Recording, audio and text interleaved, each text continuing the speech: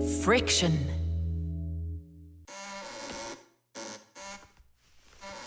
Oh, Thomas, that door of yours squeaks terribly.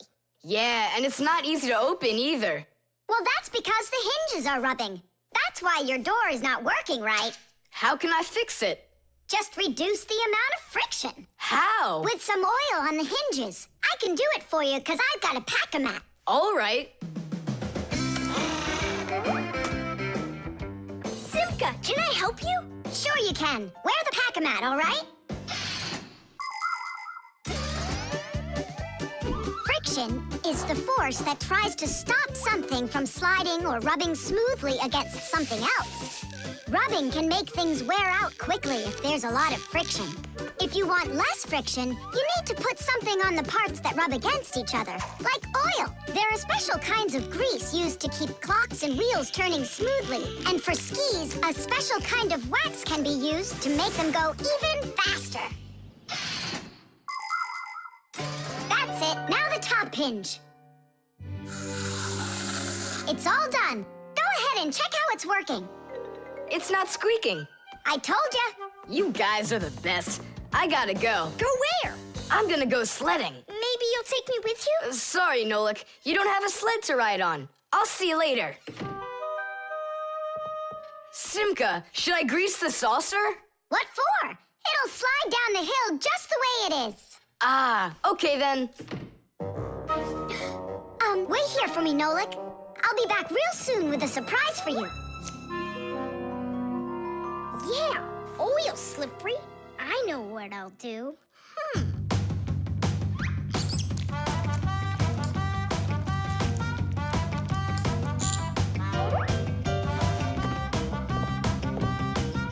Wow! Talk about no friction!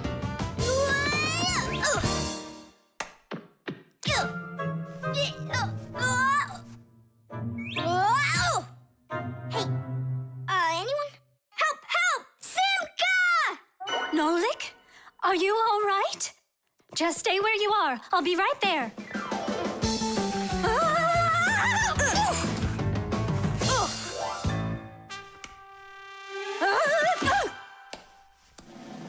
Papoose! Help us, please! Who called for me? Help is on the way! Hey, what are you up to? Grandpa, stay away from here! You'll fall over. Huh? What did you say? Stay where you are!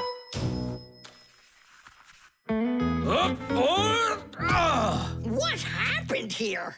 I poured some oil on the table Why'd you do that? to reduce friction. That's brilliant. Nobody move! I know exactly what to do.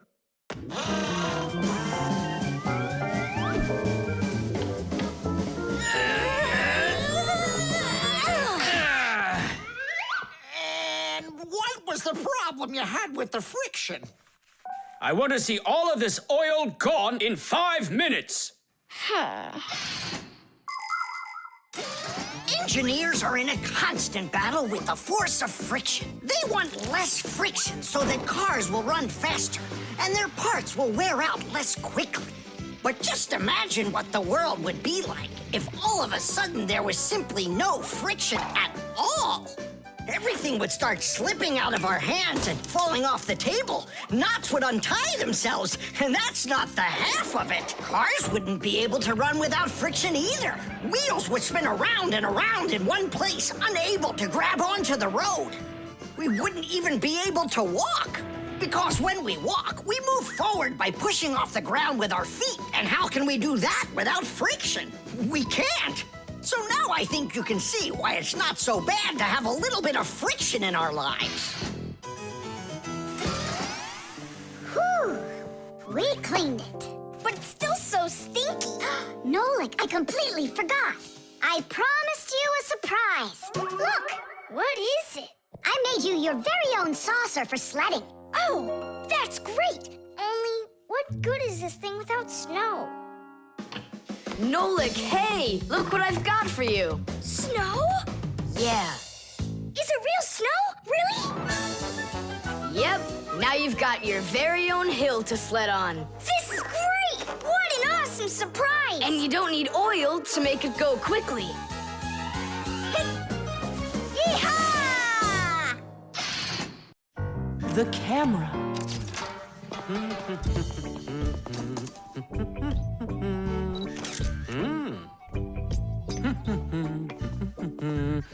Stop right there and let me see how pretty you look today. Well, just don't tell that to the elevator. Bye-bye. Check it out, Nolik. Class, huh? You're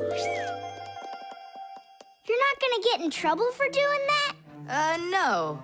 My dad gave me permission to take a few pictures with this camera. No, I mean the picture.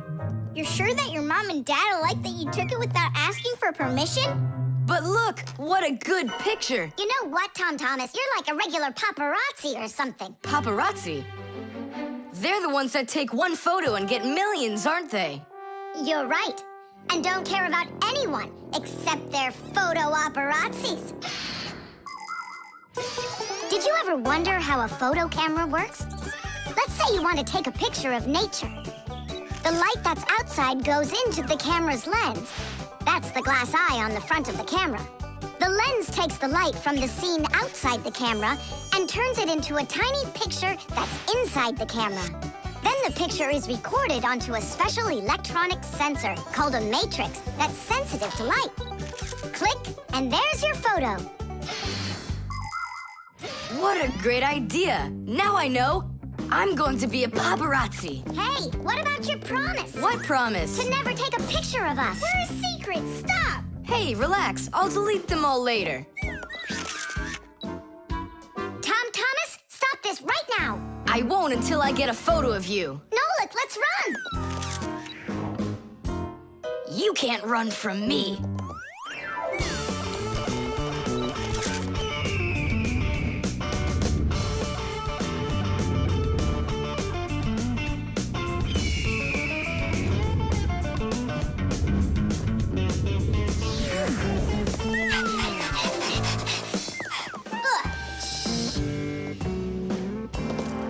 Chusaka?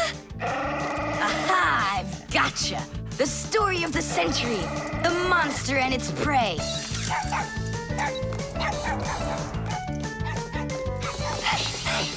Tom Thomas! Help! No, he won't help, because he's a paparazzi.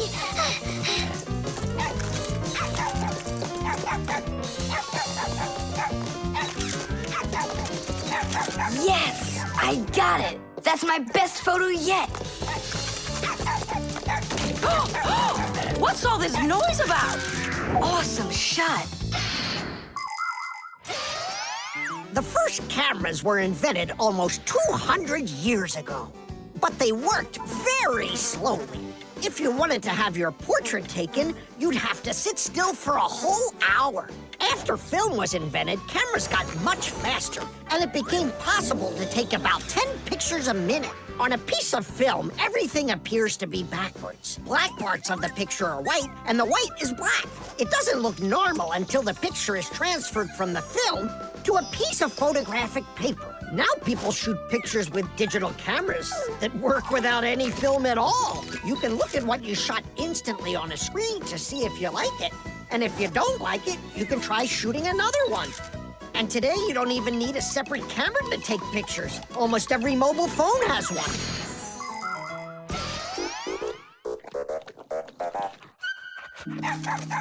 Simka and Nolik, are you in there? Hey, come out. I'll stop shooting photos of you. Aren't we friends? I'm sorry, guys. Well, your friends were almost eaten alive by a dog. Please forgive me. Want to look at the photos I took? Sure, go on, show us what you got. We're not in that shot. We're not there either. Ha! Well done there, paparazzi. Hang on a sec. I still got another one, and you're in it. I know for sure. Look! I'm zooming in. It's impossible. I don't believe it. It's possible. But when did you have time to turn into screws? The same time you were pushing the button. When we're scared, we can change faster than the blink of an eye. You lost. Paparazzi. And what are you gonna do with your millions, Mr. Paparazzi? Would you please stop calling me that? You got it, after every one of those photos is thrown away. All right, I'll delete them. And do I have to delete this one too? No, keep it. It's a great shot. I never even saw you take it.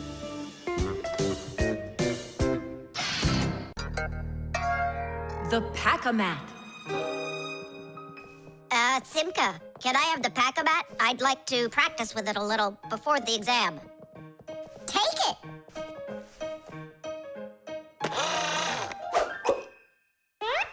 You're really good with that thing. Good. I couldn't be any worse with it. I wanted a vacuum cleaner. Actually, you were pretty close there. You did manage to get the hose at least.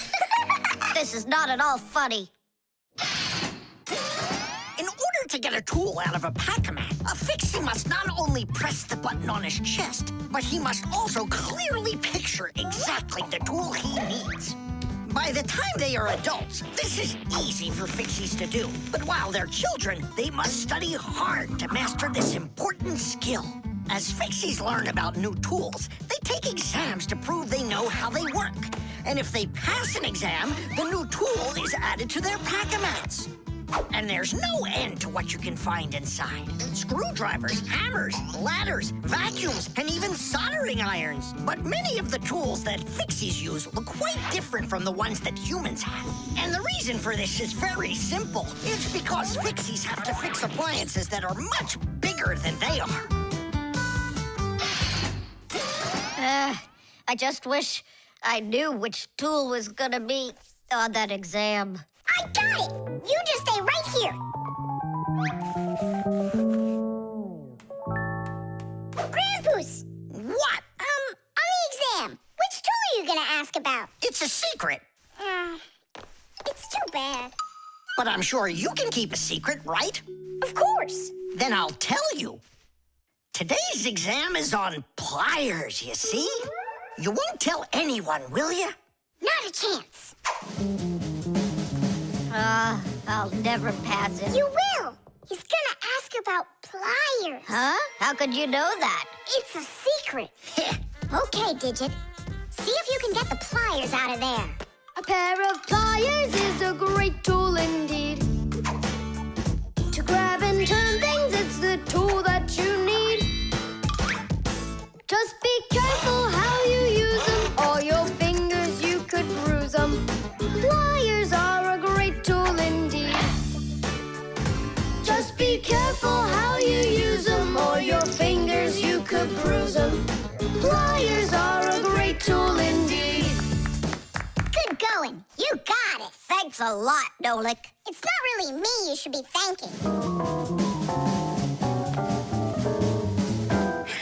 Grandpoos, thanks a lot. For what? The secret What secret? about the pliers. Oh, that! You know, I picked a new topic. I decided that a hammer will be the tool. A hammer? Only it's a secret. I remember.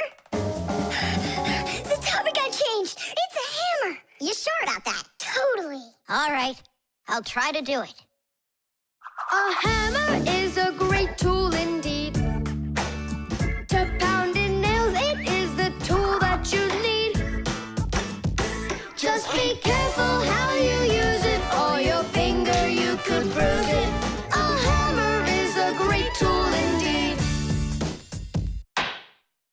Super. I'm sure you're gonna pass. That's only if he asks me about a hammer. I'll be right back. Grandpoos, it's a hammer for sure? Nah.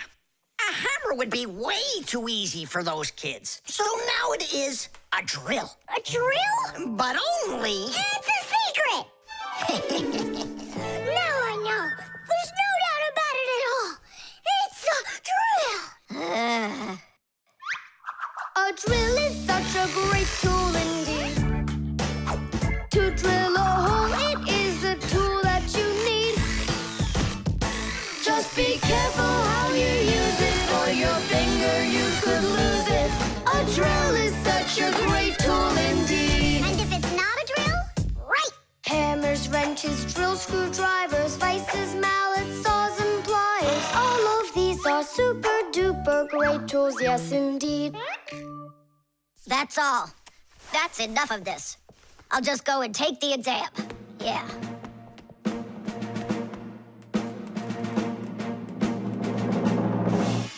Digit, come on in. Professor, well, what do you want to ask me on today's exam? Nothing, you already passed. What? You mean you're not going to ask me anything at all? No need. You're excellent at getting tools out of a pack-a-mat. But how could you know that? That's a secret. And we Fixies sure know how to keep secrets. The drum. Now, let's turn it on. It's buzzing. You hear it? I would love to. But the only thing I can hear is Nolik's banging. Nolik, what are you doing? I'm rehearsing my solo. Nolik's the drummer in our rock band. Didn't you know that? Why don't you go and rehearse somewhere else if you wouldn't mind? Yeah, all right. I just can't work like this. Nolik, stop it, please. Oh, my head is just splitting. Professor Eugenius, will you come to the laboratory? There's something very strange in there. What? I'm hearing some kind of awful sounds. You are? I think it's a ghost. Back from the dead. Don't you worry about ghosts, Lisa. I'll check what it is. So it's you making the racket. What? I'm just rehearsing. Well, what is it? Don't worry, it's just a piece of equipment rattling. You know what you should do? You should go and practice back at home, my young friend. It's not very hard to make a drum. One way to make it is to take an empty barrel and replace its bottom with a skin made of leather or plastic. If the skin is stretched tightly, the sound can get very bright and loud. Really big drums are usually played with percussion mallets or beaters, while smaller drums can be played with sticks or with bare hands. Instruments that make sounds by being shaken, scraped, or beaten are all called percussion instruments. There are lots of different percussion instruments, like the small hand drums that are called bongos, big shakers with handles called maracas, cymbals made out of metal. Now those really make a lot of noise. And there's tambourines, ratchets, and even spoons. That's right! People can make music using spoons as a percussion instrument. Tom Thomas, do you think I could practice my drumming here? Yeah, go ahead. I've just got some homework to do. I can do that, and better than you can, too. And what if I play like this, huh? Then I'll go like that, or like that. Ever since I had decided that a drummer's what I want to be, there is nothing that I won't bang on, 'cause the world's a drum to me. So I bang on radiators with a spoon, the pot goes boom, bam, bum. Maybe someone will take pity and they'll buy me my own drum. Bang it, boom, bang it, boom, bang it, boom, bang it, bam, bang it, bam, bang it, bam, bang it, bum, bang it, bum, bang it, bum, bang it, bum, bum. Bang the drum. Bang the drum. Both my father and my mother wish I play a violin instead. I don't want to. I'm a drummer, but I can't drum that in their heads. So I bang on radiators with a spoon. The pot goes boom, bam, bum. Maybe someday they will get it and they'll buy me my own drum. Bang it, boom, bang it, boom, bang it, boom, bang it, bam, bang it, bam, bang it, bam, bang it, bum, bang it, bum, bang it, bum, bang it, bum, bum. Bang the drum, bang it, boom, bang it, boom, bang it, boom, bang it, bam, bang it, bam, bang it, bam, bang it, bum, bang it, bum, bang it, bum, bum.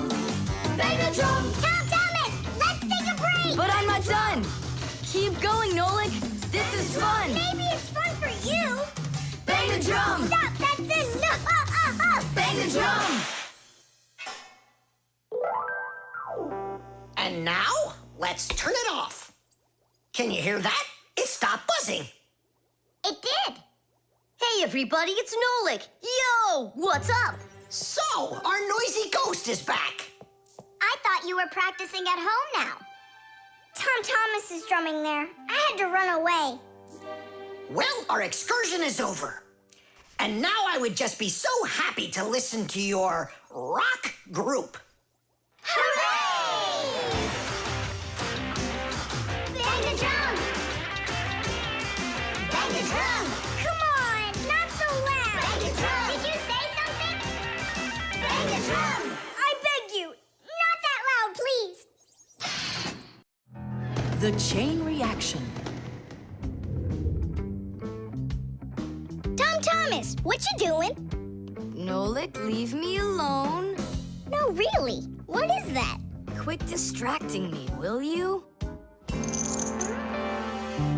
Nolik, look at what you've done. I?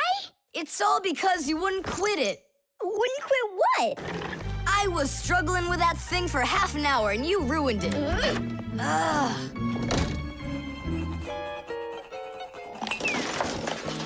Whoa! Ah! Oh! Hey, Tom Thomas, can you hear me? Tom Thomas, let me out!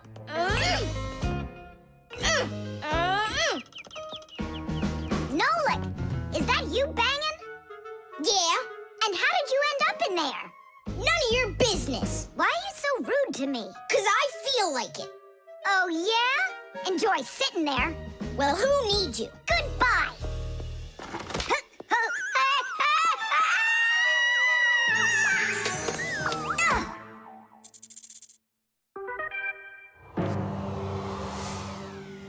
Oh, Simka, what happened to you? Did you bang yourself? And so what?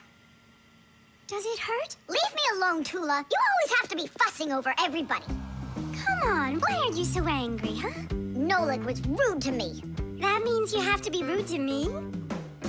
Forgive me, Tula. And where's Nolik right now? There.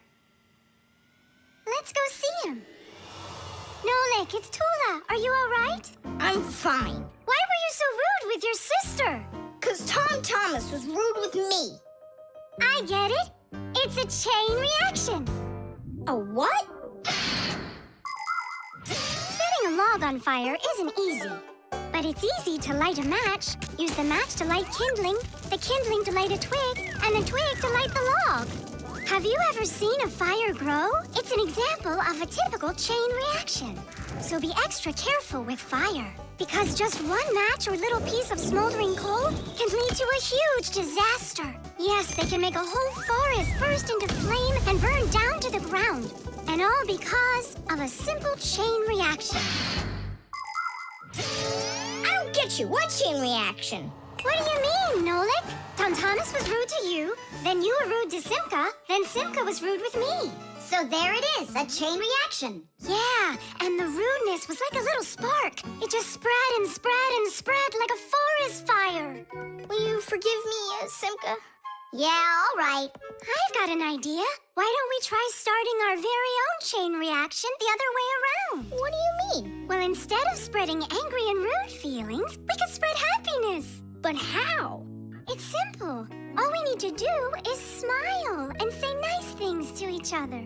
What a great idea! We could work together and fix Tom Thomas's mood. And I know how. Come help me pick up this domino, will you? Everything in the whole universe is made up of atoms. Particles so extremely small that you can't even see them through a microscope.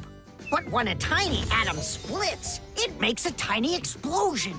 And that explosion can start another explosion, and another explosion, and another. And now you've got a chain reaction. And that's how a lot of tiny explosions work together to make the gigantic explosion of an atomic bomb, the deadliest weapon known to man. But atomic energy can also be used for peaceful purposes. For example, nuclear power plants use this energy to produce electricity and hot water. And nuclear-powered icebreakers can break through the thick Arctic ice so ships can sail on their way.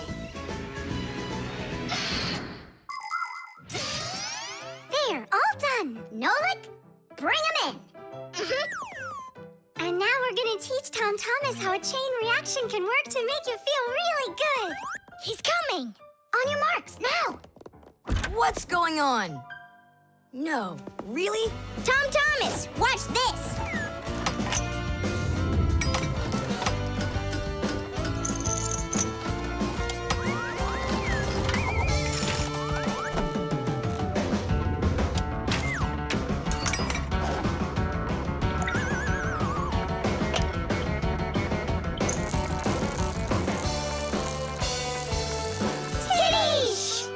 That was so totally awesome! I can't believe what I saw! How did you do that? It was just A chain reaction. What? A chain reaction. The disguise. Ugh, good. Tom Thomas, why do you need a second aquarium? Especially without any fish. First of all, it's a terrarium. And it's not for fish, it's for lizards and snakes. Ooh. My friend Katya asked me to take care of him while she's away. That's why I brought him here. Take care of who? There's no one in there. Ah! What is that? It's a chameleon, Nolik. I think he's awesome. It's a bad idea to take him out. He might run away. Don't you worry, I got him. What a monster. But how come I couldn't see him before? It's because a chameleon knows how to disguise himself by changing the color of his whole body. Have you ever seen a military uniform? They have special patterns and colors that help soldiers hide. That's called camouflage, and people learned it from animals. For instance, a caterpillar can look like a twig, and a seahorse can look like a piece of coral. An ordinary gray rabbit becomes white in the winter, so a wolf will have trouble finding it in the snow. But the champion of camouflage is the chameleon. This master of disguise can change its color in just a matter of seconds. Hey, Tom Thomas, where'd your chameleon go? Oh, it disappeared. It didn't disappear, it camouflaged. He won't hide for long. Let's find him.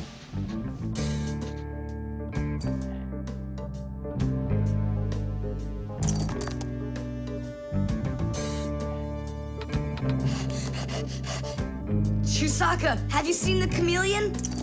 Where is he?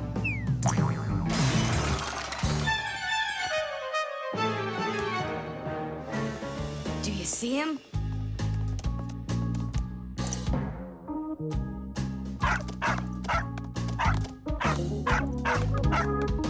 No, he's not gonna let us catch him.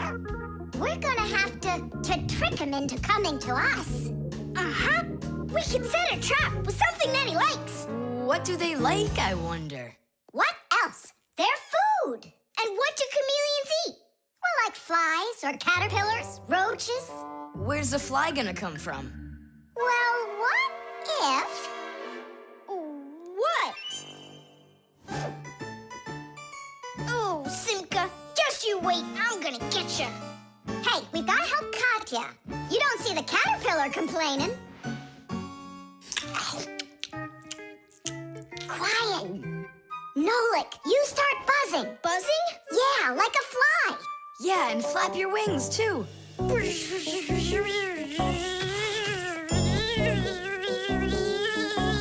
Simka, how long do I gotta keep doing this? Until the chameleon shows himself. Just keep buzzing.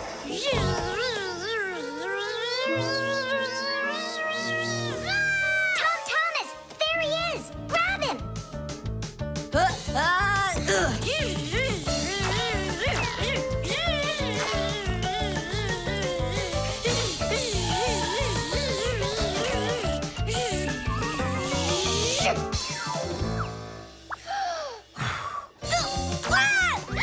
Let go of my brother. Tom Thomas, quickly. I've got a hold of him.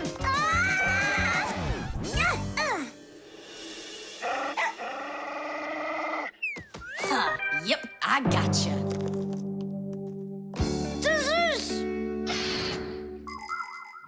In the army, They use camouflage all the time. They use nets that look like bushes, paint their tanks in colors that make them blend into their surroundings, and even fly in special planes that can't be seen by radar. They do everything they can to disguise their location.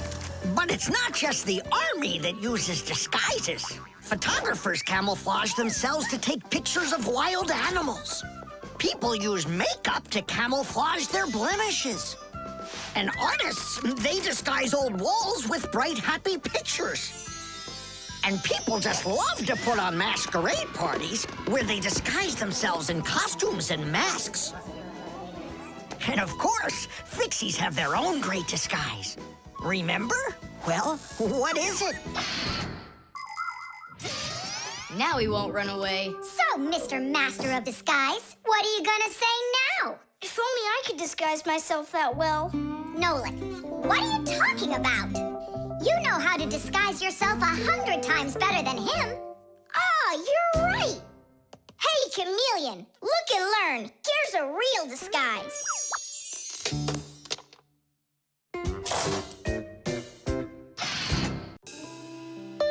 The stain.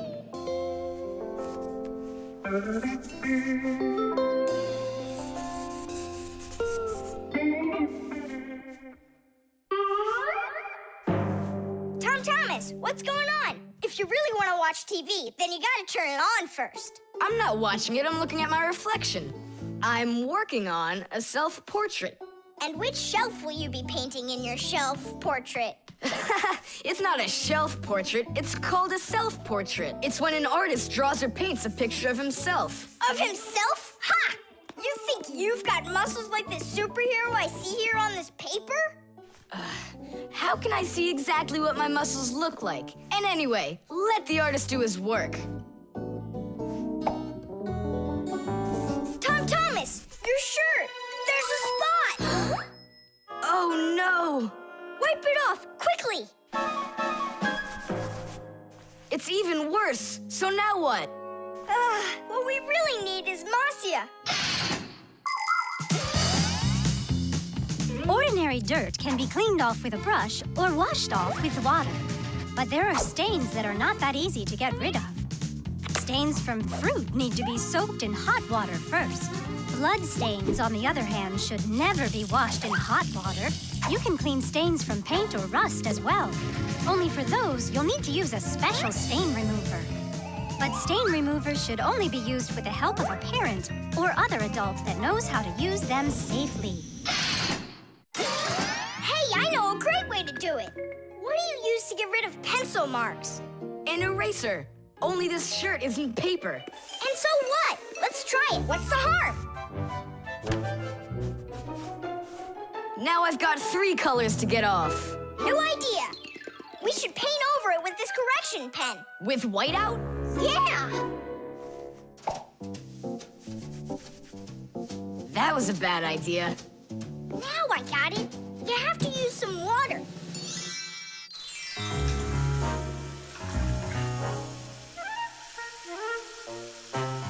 The wash should be better, don't you think? No, you can't wash whites with colors. And you've got a white shirt with colors all over it.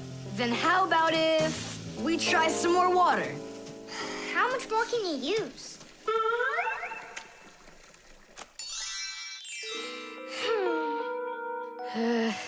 Any more ideas? You know what? It's possible we did something wrong. Everything you did was wrong. You should have used a spot remover to clean off that stain. A spot remover? No way! Oh, take a look at it, Simka. I think it's marvelous. They painted that white shirt so nicely. Tula is Simka's best friend. She's very tall, almost as tall as Papoose. Yeah, she's the tallest one in her class. And she's strong, too. Tula loves to laugh, and she does it louder than everybody. That's just the way she is. Cheerful and kind. Ready to help anyone who needs it, and making sure her friends are getting along. Of course, I don't like that she treats me like a baby, especially since she's the one that's a scaredy cat. She can even get scared of a cute little spider. and she believes in all sorts of silly superstitions and horoscopes. Tula will believe anything you tell her, which is really great because it makes it so easy to play tricks on her. But she takes it all in good fun. That's because she's Tula. It was on purpose, wasn't it? Well, yeah. Tom Thomas, no! Your mom will punish you for just one of them, and now you're gonna make more stains? Don't worry, Nolik. I forgot that this is an old shirt, and I'm allowed to get it all dirty if I want. And I tried so hard to clean it. Put another spot there. And over here. One in the middle. And a line over there. Splendid. That looks great. And how about down there? Wow. It's like fireworks. Splendid. There's a name for this style of painting, and properly speaking, it's an abstract painting.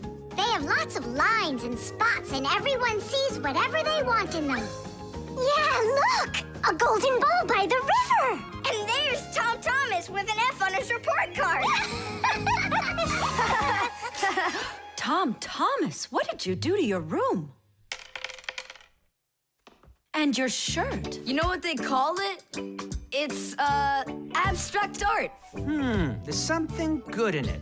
I like it. Abstract art. Isn't it great? Ah, my little artist. The wires. Quiet down. Get ready for your lesson. Be quiet. Quiet down, please. Oh, it's so hot here. In today's class, we'll learn about... Whoa! What was that, huh? It must have been an earthquake. Yeah, it was an earthquake. Hooray! Sorry there, Professor. Ooh, I have to find an outlet so I can plug in this fan. Ooh, it feels terribly hot. It sure does. Well, keep looking. You'll find one. Now then, where was I? Oh, right. Today...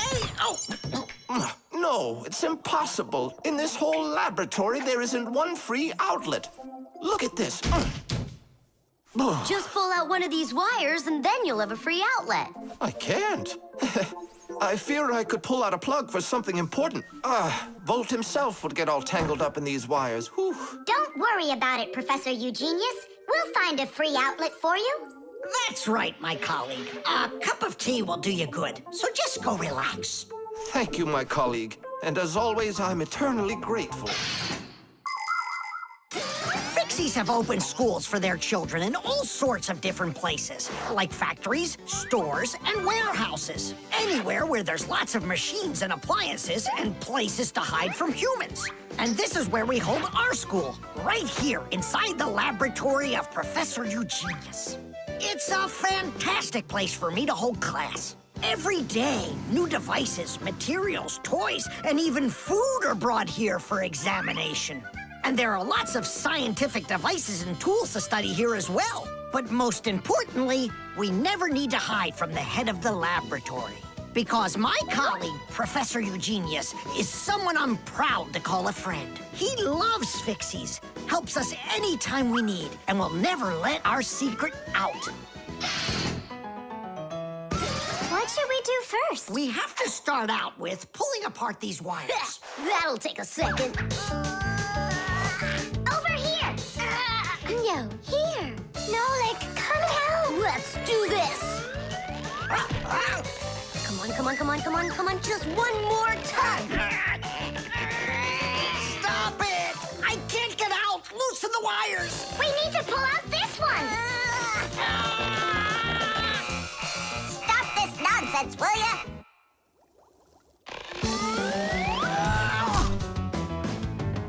Thank you, Digit. Tidish. Well, the way I see it, in order to get the knot out that's over here, we need to expand the loop that's over there. And then push that wire through it. And then do it again from the other end. That's it. Very good, girls. Hey! Now pull it hard. Perfect.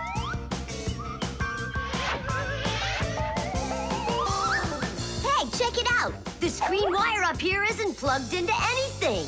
Then no one's using it. So that means we should go and pull it out from the outlet. Got it.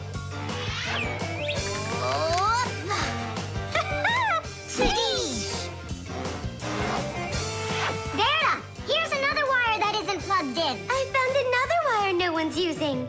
Simka and I found it together. Nolik, why are you so upset? Because you guys are doing all the work. How about this wire? Nobody's checked it yet. Really? Oh, wow! What? Did you find some treasure, Nolik? Uh-huh. There are 6 free outlets under here. Great! Now Professor Eugenius can plug in his fan, and his kettle, and even his soldering iron. To get electricity to a device that doesn't use batteries, you need to plug a pair of wires into an outlet. But it's important not to let the wires touch one another, or the electricity can burn them out.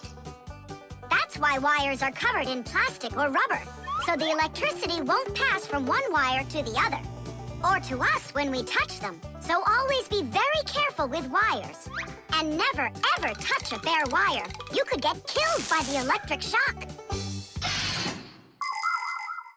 Oh, what would I do without my wonderful friends? Thank you. Sorry. I wanted to... I should go. Go ahead. That's a great idea. And we'll start our class. What were we talking about? All about wires. Well, it looks like our class is over. Time to go play. The team. The first period is almost over. Tom Thomas's team is leading 2-0. There's no getting around the difference in class. Simka, pass to me.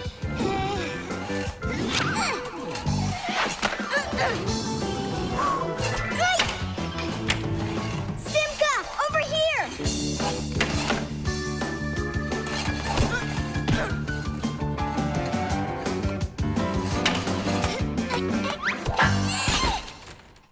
Goal!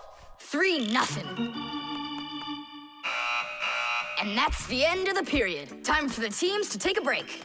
This isn't a fair game. There's 6 of these guys and only 2 of us. Go ahead and call your classmates. I'll still outscore you. You sure about that? Uh-huh. Well, Tom Thomas, you asked for it. Young Fixies take classes and study just like human kids. But Fixie schools are quite a bit different than schools for people. To begin with, there are no more than 10 students in a room. In Simka's class, for instance, there are 6, and the children don't study in one place. On one day, the lesson could be inside a refrigerator, the next day in a computer, and the day after that in a vacuum cleaner. This is the best way for Fixies to learn all about them and put their new knowledge to the test. But the most important thing is that they have to learn to work as a team and help each other.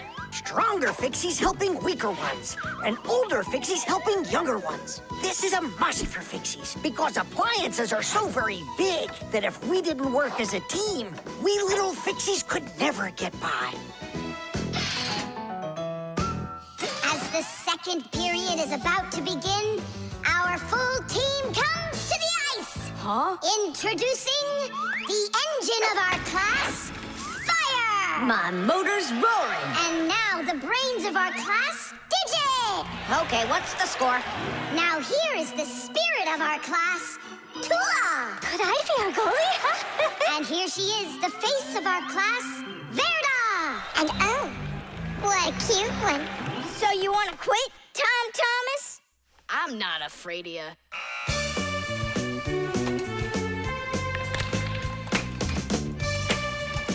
Nolik, pass! Shoot! I'm calculating the angle to use. Oh! Oops! Pass it quick! Quit sleeping!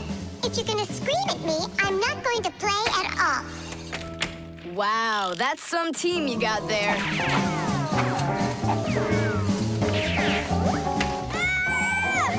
6-0. It's a blowout. Now the intermission before the final period. We're missing something here. I can tell you what. You mean confidence? Calculations? Elegance? I know speed. What's missing here's teamwork. Simka, you're right. It's one for all and all for one. Then here's what we're gonna do. We got it!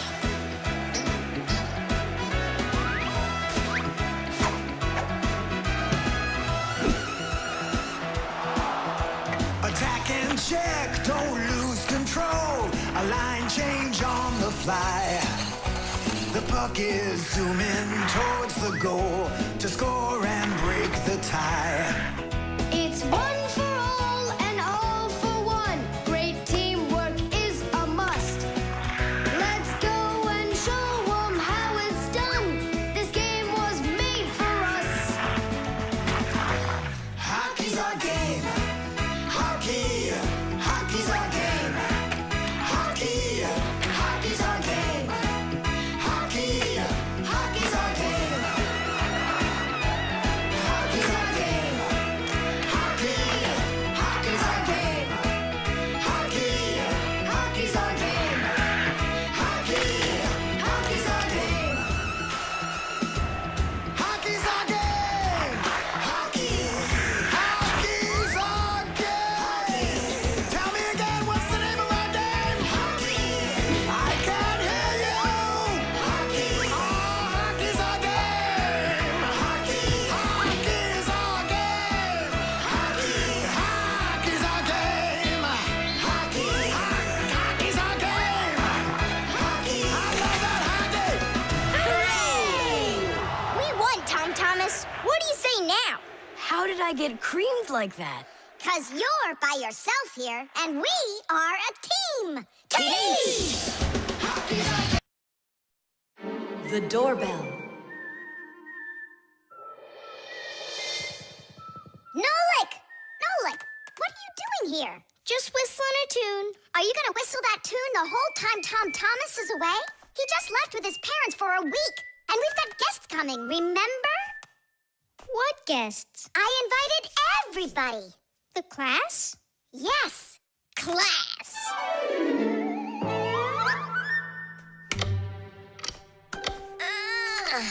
Are they sleeping in there what, huh?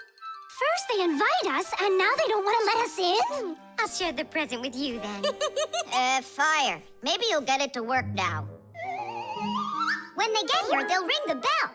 How come? Why don't they just do what they always do and climb through the keyhole? No way. It's not that simple, Nolik. Today they're our guests. Ah. The guests ring the bell, and the hosts let them in the house.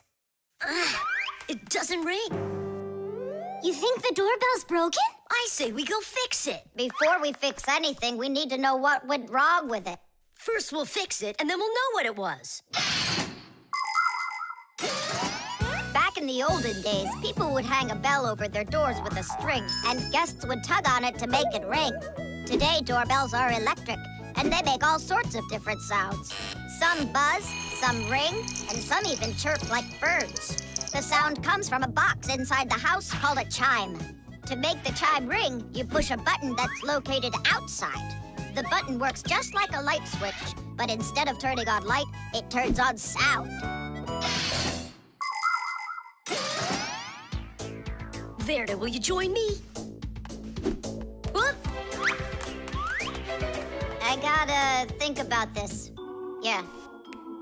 Simka! You think your guests are gonna come at all? Simka! Tula? Hey! The doorbell doesn't work! It must be broken! That's odd. We heard it ring this morning. Nolik, let's go! First, we'll examine the contacts. Yep, good and tight. Okay, let's check the speaker.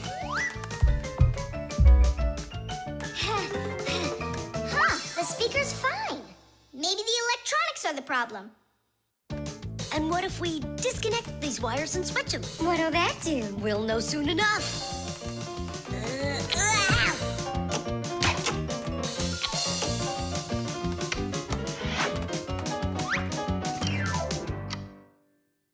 You know what? Why don't we connect the wires straight together? Isn't that dangerous? We'll find out. Don't worry, nothing happened yet. Fire. He's the engine of our class. He's the fastest, the nimblest, and the bravest. Fire never sits still for a second, and he's always looking for adventure. New ideas just burn in his head, and that's why his name is Fire. But not all of his ideas are very good, so he's constantly getting bumps and bruises. He just can't help getting carried away. If he's burning with an idea, he can even forget about his classes at school. Grampus punishes him for that. But it doesn't seem to bother Fire, because some new plan will pop into his head the very next second. To be honest, Fire's my favorite out of all the boys in our class. It's sure never boring when he's around. Hey, you down there. I figured out why it's not working. So what's the reason? There's no electricity in the whole house, so that's why the bell isn't working. And what? We can't visit like real guests do until the electricity comes back? And when will it work again? Don't know. It could possibly take hours, guys. Oh, it's working again! Ah! Enough ringing! Hey, Fire, quit fooling around! He's not fooling around! It's not me, see? Then who's ringing it? I don't know. Well, I know. The doorbell's ringing because Fire connected the wires together. True, but I'll fix that right now. Ha! Your guests sure are noisy. Yeah, thank goodness the humans aren't home right now. Hello? Hello there, dear guests. Let yourself into our home through the keyhole. So, should we go in? Go where? Go inside. Nah, that's not how guests act. So what do we do? Real guests always ring the bell. Okay, hold me tight. Hup. The clocks. Go around. Left side. That's crazy, you'll crash. No, I won't. See, I told ya. What? Huh? Nothing. Now you talk with your computer like it's your friend. Listen, that's enough playing for today. Oh, Mom, just a little more. I'll give you half an hour while I cook dinner, and that'll be enough for today with the computer.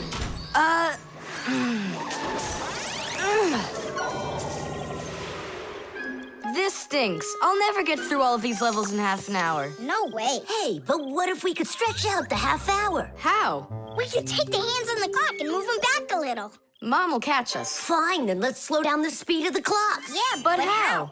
You gotta know things like that. Since olden times, many clocks run with the help of a pendulum. The pendulum controls how fast the hands of the clock turn. If you make it longer, the pendulum will start to swing slower, and the clock's hands will slow down. If you make the pendulum shorter, the clock will tick faster. Most clocks that are made today don't use pendulums. They run with the help of springs or with an electronic chip instead. But even so, there are ways to change the speed of these clocks, too.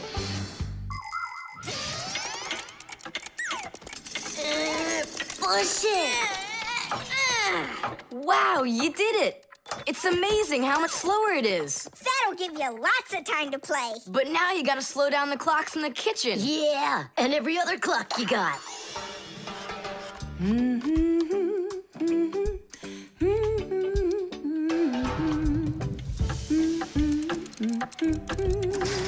I just have to turn this to make the pendulum longer. Uh-huh. And now the clock will go slower. Tadee!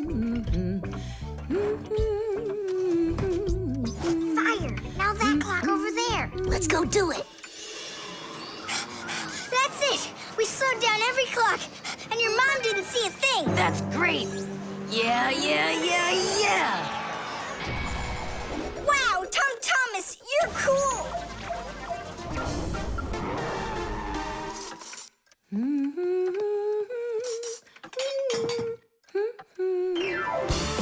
Amazing!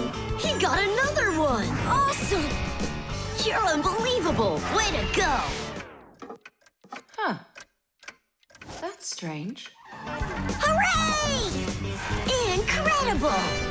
Yay, I I did every level. Oh, thanks. You're both just... The time masters of the universe. Yeah, but I'm getting really hungry, and Mom hasn't called me for dinner. Because a half hour hasn't passed on the clock. Hey, do you smell that? Something is burning. What happened? A fire? I don't get it. I was just waiting for 30 minutes like I always do, but everything burned this time. Maybe the clock stopped? No, take a look. They're working. Oh, I'll make you some oatmeal. Oatmeal for dinner? Mom, I need to, I'll be right back. You see what you've done?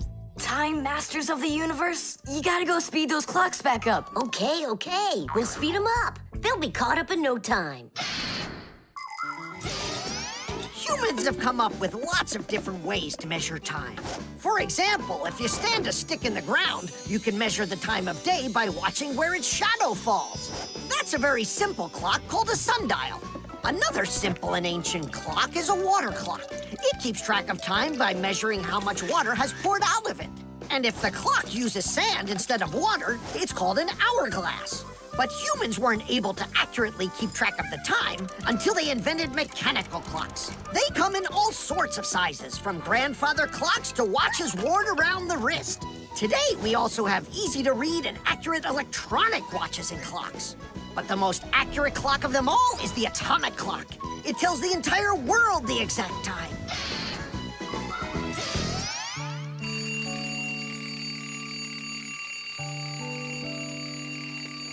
Thomas, why is your alarm clock ringing in the middle of the night, huh?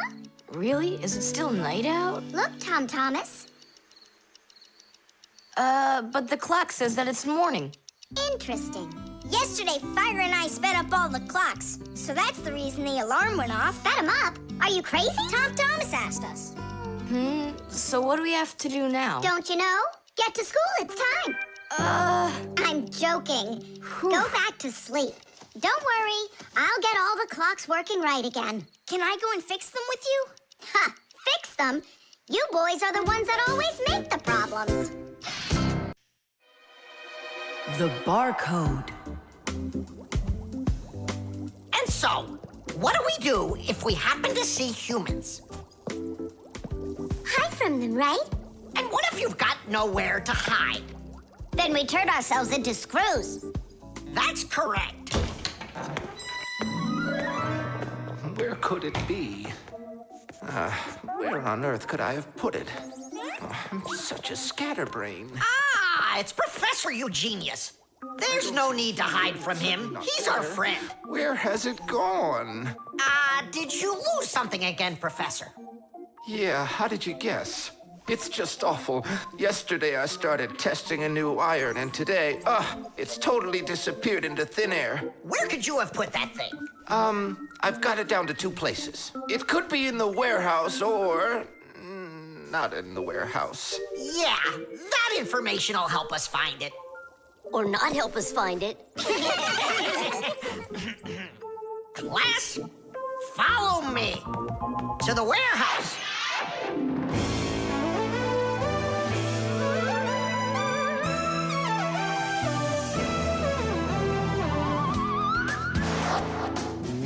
Wow, look at all these boxes.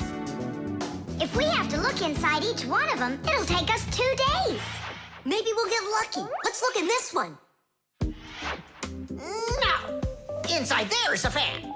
A fan? Wow, it's a fan. And what's inside this one? A mixer. Yeah, amazing. And what's in this box? An electric kettle. Made in Germany, by the way.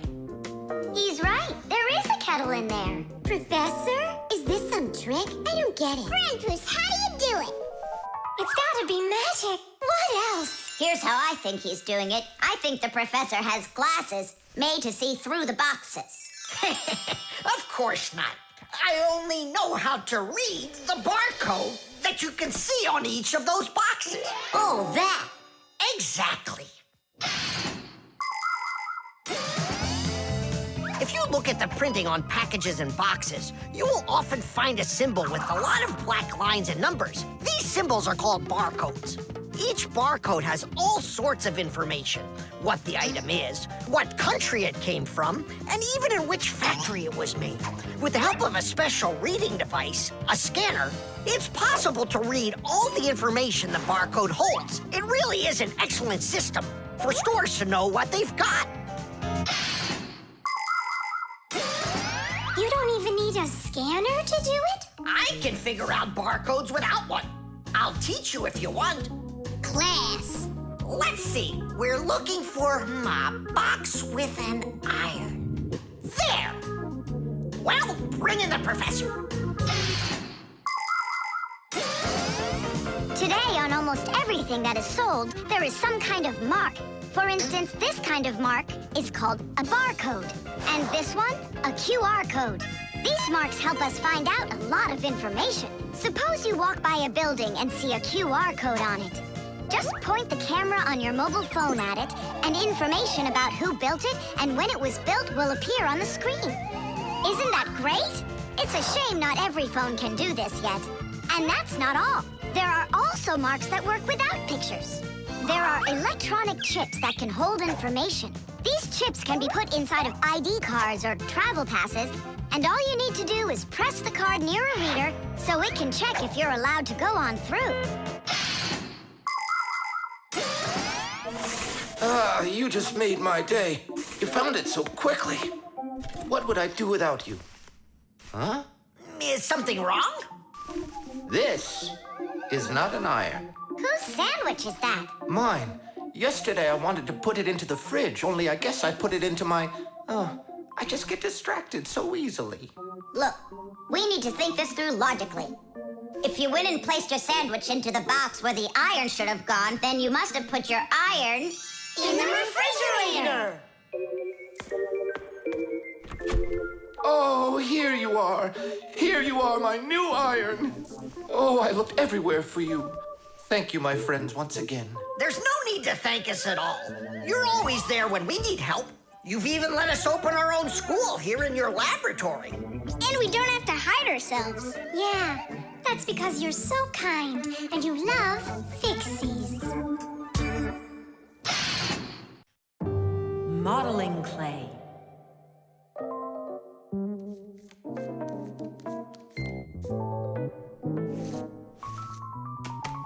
All done. Simka, take a look. I've got my own pack-a-mat. Now look at that, a pack-a-mat made out of modeling clay. But this one's my own, and it looks just like a real one. Okay, you're right, it really does, Nolik.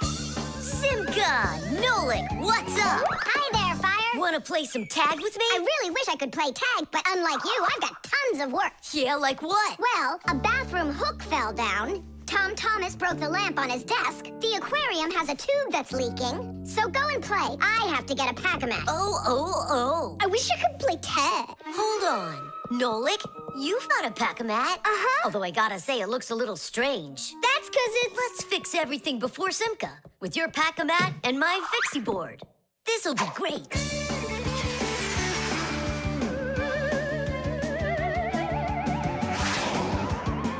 So where is that hook that fell down? All right. Nolik, get out some sticky stuff. From where? Obviously, from out of your pack-a-mat. But it isn't real. I made it out of modeling clay today. Out of clay? Well, it totally looks real. Long ago, back in the Stone Age, people learned how to use clay to make their dishes and sculptures.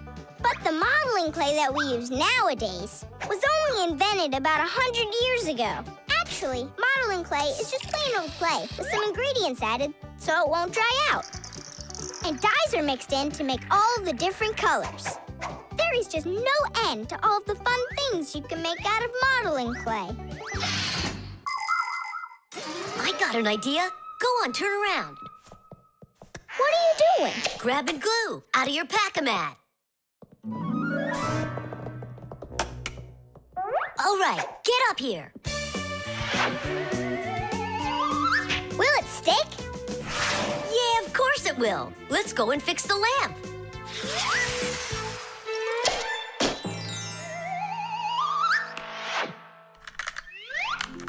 We can't fix this without a real pack-a-mat.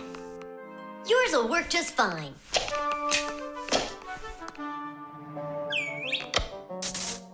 Tadish! So, what else did Simka have to fix? The aquarium. Hop on.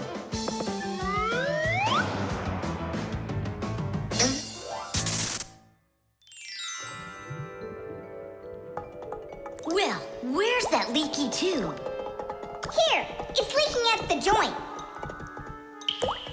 Yeah, this tube is gonna need a lot of modeling clay. Give me the rest of your pack-a-mat. Sure. And here's a souvenir. They're all done. What's all done? We already fixed everything. And what did you fix it with? Modeling clay. Ha!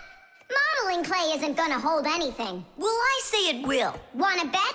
All right. It's exploding! What in the world is happening here? Flooding water! You just do as I tell you, without panicking. Did you know it's possible to make modeling clay in your own home? Just write down this recipe. You'll need a cup of flour, a half a cup of salt, and a half a cup of water. Now, mix the salt with the flour and add the water little by little. Mix it together really well. What are you saying? That it looks just like dough? Well, that's exactly what it is. It's just not for eating. It's way too salty. But you certainly can sculpt things out of it. If you want your modeling clay to be colorful, you can add food coloring or watercolors to it. That's it. Your modeling clay is ready to be sculpted. When you're finished, don't forget to let your figures dry in the sun. That way they'll get nice and hard and last you a very long time.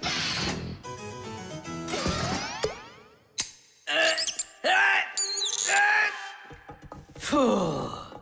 We almost didn't make it. And did you fix the lamp with that modeling clay? Uh-huh. And the hook, too. That was not a good idea. But it was really quick. Hey, that's true. That's why I want to give a medal to you. You're heroes. For real? Of course you are. And here it is, your medal. But it's made out of modeling clay. Your reward fits your heroic deed. GPS.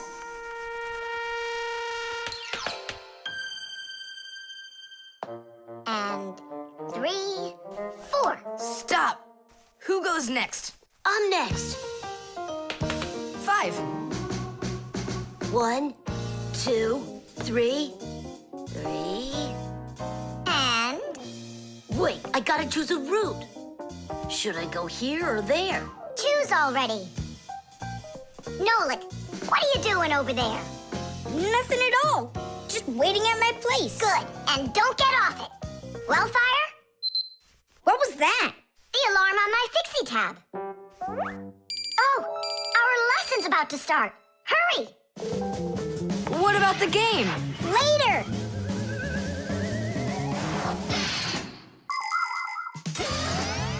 As soon as young Fixies enter their first year of Fixie school, everyone gets their own Fixie tab. It's a little computer that can do anything at all. Well, almost anything at all. Studying with a Fixie tab is fantastic. You can read it just like a book and write in it just like writing in a notebook. You can use a Fixie tab to listen to music, watch movies, find your way around, and talk, text, and send letters to your friends. And if you want, you can use a Fixie tab to go on to the internet that humans use, or you can visit the secret Fixie internet, where you can find news about the world of the Fixies. And Fixie tabs have games on them, too. Of course, these games can be a lot of fun, but you shouldn't play games until your homework is all done. Faster, or we'll be late! I know a shortcut we can use. This way.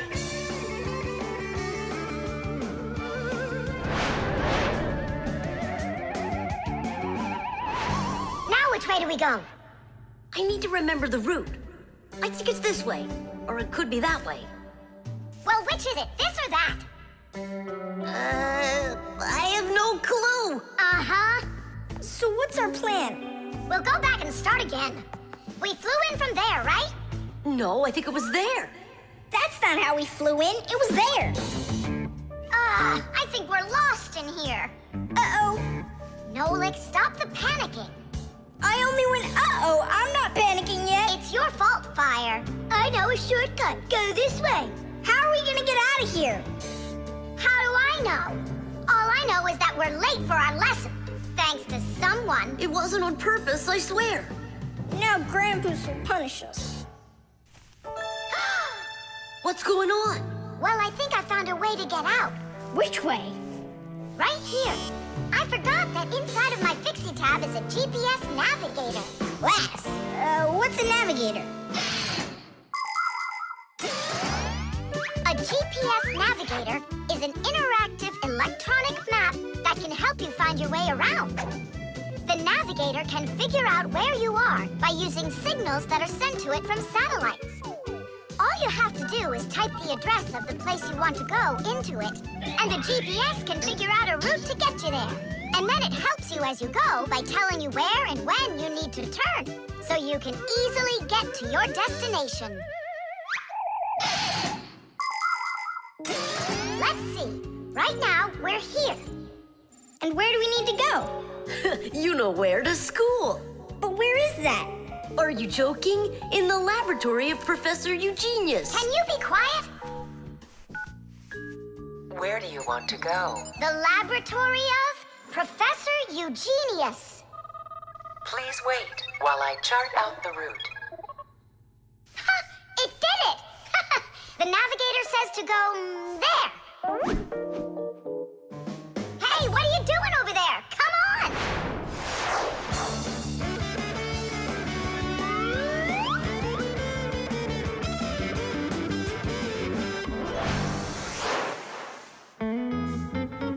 And if you happen to go off route, the navigator will give you a different way to...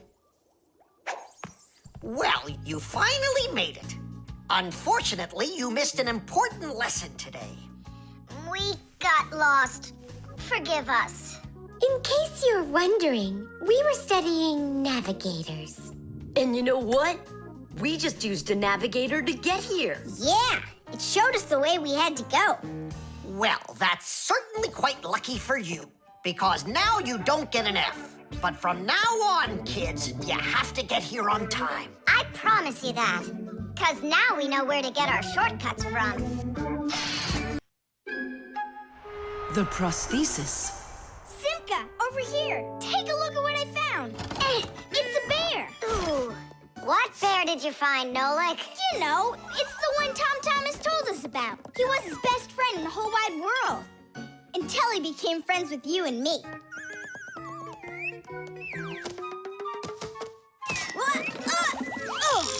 Uh-huh. Let's try to wind him up.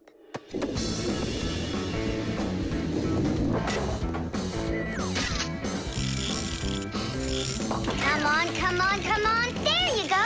Now walk, Teddy. Go on, Teddy. Yeah. Oh. Oh, no. Poor little teddy bear. They ripped his leg and didn't care. We didn't rip his leg. It was already broken. It's all clear. A compound fracture. Then why don't we fix him? Tom Thomas will be so happy. Wait, it's not going to be that easy to repair it. We'll need a prosthesis.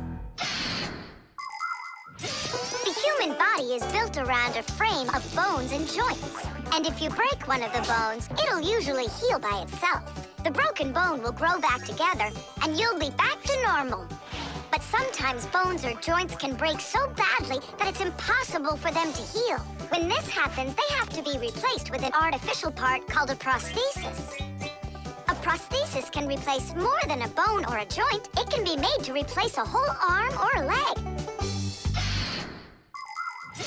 And where are we gonna get a prosthesis? I'm positive we can get it from Professor Eugenius. You're right. Help is on the way.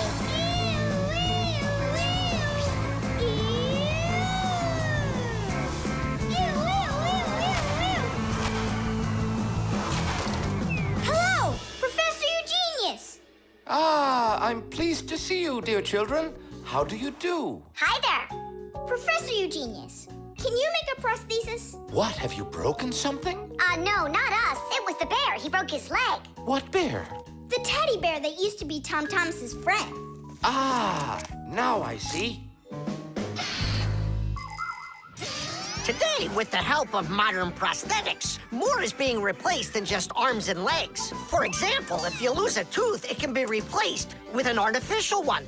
That's also a prosthesis.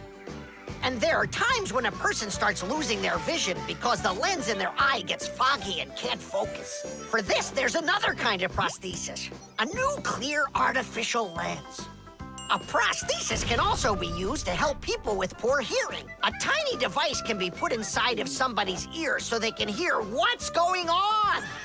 And that's not all. People have also learned how to treat a sick heart by replacing its worn-out parts with prostheses. What fantastic inventions these prostheses are. It's amazing what they can do. They help people live a full life. Professor, is it working out? We'll know soon enough.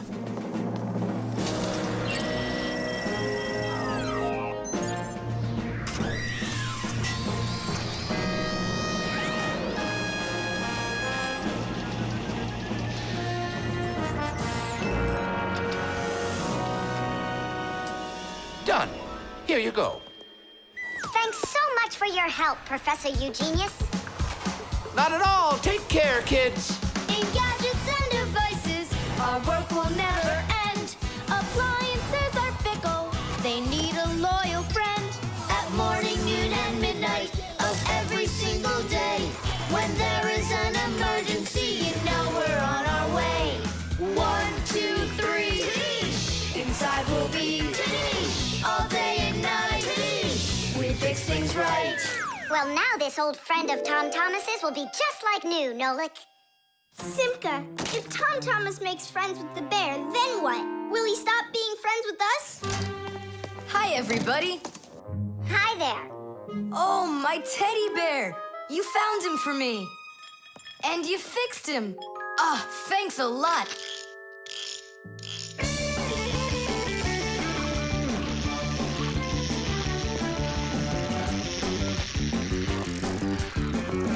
Yeah, it's just like Grandpoo said.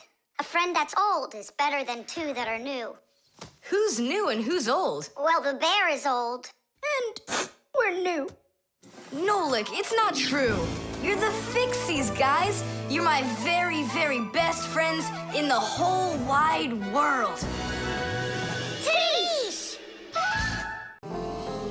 The level. Tom Thomas, I'm really sorry. The movie this weekend, I have to cancel. You do? I need to go to Africa for work. I leave tomorrow. Oh, cool. You think I could go with you? To Africa? Can you even find it on the map? Africa. Here we go. No, you're still too little. When you grow as tall as the top of Africa, then I'll take you with me.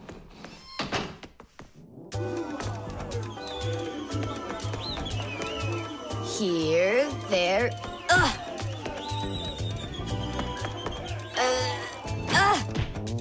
Thomas, what you doing down there? I want to know if I'm as tall as the top of Africa or not. Well, do you know your height? Okay, then let's measure you and mark how tall you are. You just need to hold the book, all right?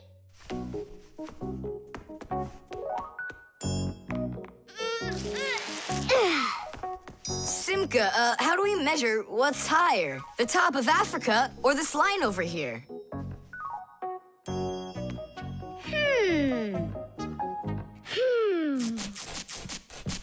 It's a tough one. We need a piece of flexible, clear tubing. Oh, I can get it for you. I know where it is. And we'll build a simple tool to find out the answer. It's called a water level. Let's do an experiment. First, we'll pour water into 2 bottles. A little bit more into one and a little less into the other. Now we'll connect them with a tube so that the water can flow between them. You see? The water flows and flows, and then it stops. It stops when there's the same amount of water inside of both bottles. And if we do this with a simple tube, it becomes a useful tool called a water level, in which the water on both sides is always the same height.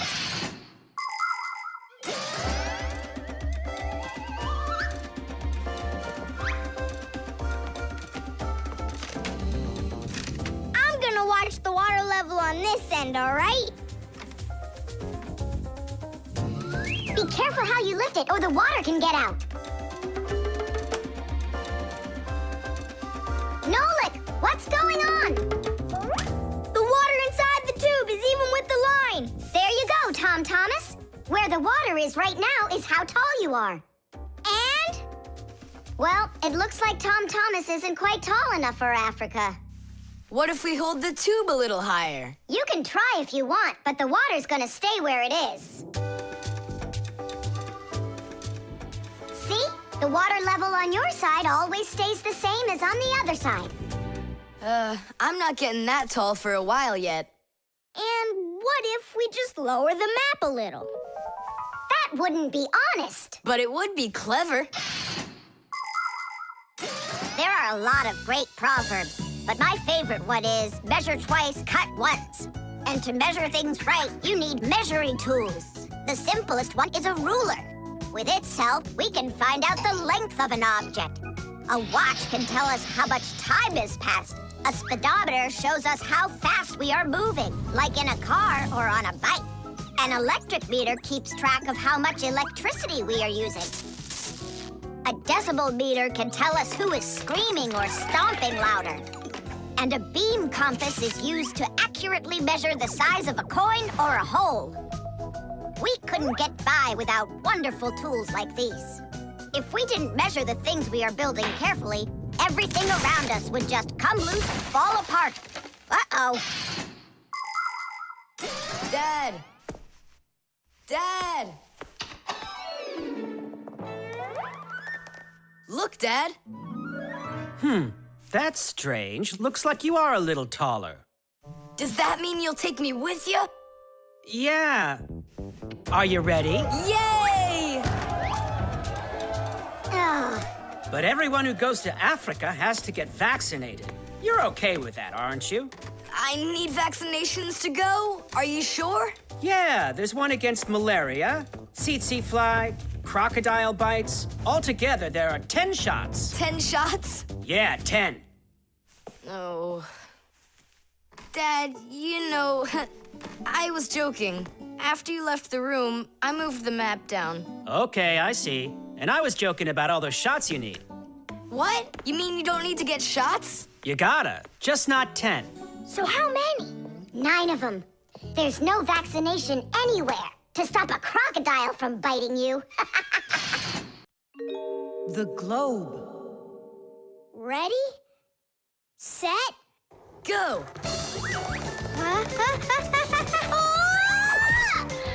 Yay!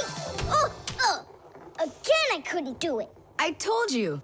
There's just no way to hold on when the globe is turning that fast. But I know I can do it. Give me that piece of rope there, would you? Now you can't throw me off. Spin it.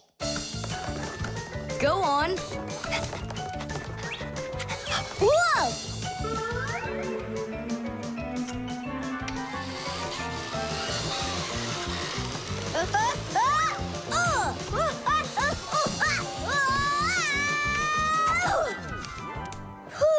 What you doing? Trying to learn a bit about the Earth's gravity? That's a globe, not the Earth. Well, a globe's a model of the Earth, isn't it? Hey, come on, Simka. The globe looks like a ball, but the Earth is flat. We walk on it. The Earth also looks like a ball. It's just a very, very big one. It's not true. If the Earth is really round like you say, then it would throw people right off of it, like the globe does to me. No, it's just that the Earth pulls everyone towards it. Are you sure? The planet that we live on, the Earth, is a huge sphere. The Earth revolves around the sun, and the moon revolves around the Earth. Do you know why they don't fly away from each other? It's because of a force called gravity that pulls all objects towards each other. The heavier the object, the stronger its pull. That's why people, rocks, air, and water get pulled towards the Earth instead of floating up into space. Thanks to gravity, we are able to walk on the Earth. Then why doesn't the globe pull on me like the Earth does? Because this globe is very light. Compared to the Earth, this globe is like millions of billions of times lighter. Compared to the Earth, we're specks of dust. He's right. Look, a speck of dust. It sticks to the globe like we stick to the Earth. Oh, come on. It's just because no one's turning it. But the Earth's spinning and we stick to it. What? I just don't believe you. There's just no way the Earth is spinning. You've really got no idea how the days all turn into the nights, do you? Do too. It's because the sun goes up and then sets.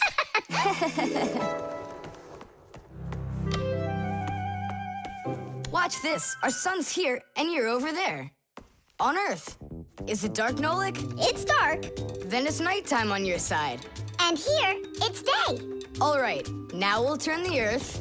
Hooray! Now it's daytime for me. And night for me over here. Ah, my side got dark again. And for me, it's a new day. All right, fine. You guys were right. I believe you. The Earth is spinning. The Earth goes round and round like a tilted spinning top. And as it spins, the sun shines its light on whichever half of the Earth is facing it. And as the Earth makes one full turn, we watch how the night becomes day and the day becomes night again. It takes 24 hours for the Earth to make one full turn. But that's not all. The Earth is also traveling in space around the sun. It takes the Earth 1 year to make a full circle. As it goes along its way, the top and bottom of the Earth take turns being closer to the sun. That's because the Earth is tilted. When the top half is closer to the sun, it's summer there, while at the very same time on the bottom half, it is winter. And when it is winter on the top half, it is summer on the bottom.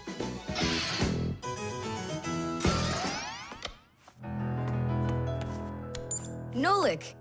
Nolik, where are you? I'm not sure. Somewhere in Kazakhstan. The force of gravity is super strong around here. So go on, spin it. You're gonna fall off, Nolik. Don't worry, just do it. Go ahead and tilt it if you feel like it. Told ya! Ha! And you were sure I was gonna fall off this globe. That's strange. Nolik, come on over here. What for? You'll see in a second. I don't want to. You really don't want or you can't. Tom Thomas, take a look. I get it. He stuck himself to the globe, didn't he? Yeah, with the chewing gum. Isn't it time to go? Uh-huh. And me! What about me? Hey! Ah!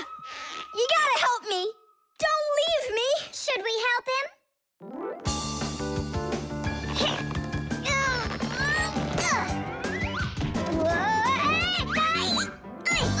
I never would have thunk it, but the pull of chewing gum is even stronger than the Earth's gravity. The vent. Tom Thomas. Tom Thomas. Okay.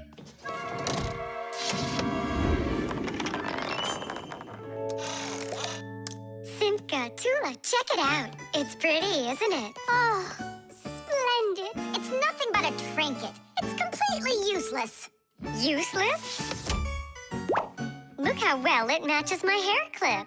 Useful things are the kinds of things you truly need. For instance, like this rope ladder I've got. It's splendid. And where do you plan on climbing with this thing? Now this mirror here is both useful and pretty. Oh, how splendid. Tula, you say everything is splendid. Well, here's something super splendid that I bet you don't have.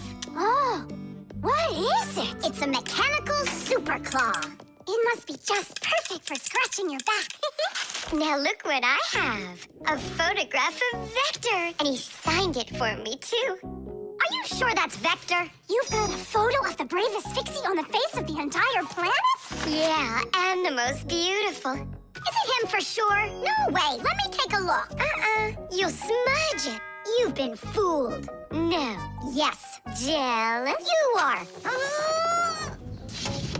My photo! Oh, no! What was that? A draft. This is completely your fault. It's not my fault. It's your fault for bragging so much. Please, girls, stop fighting. Let's go find it.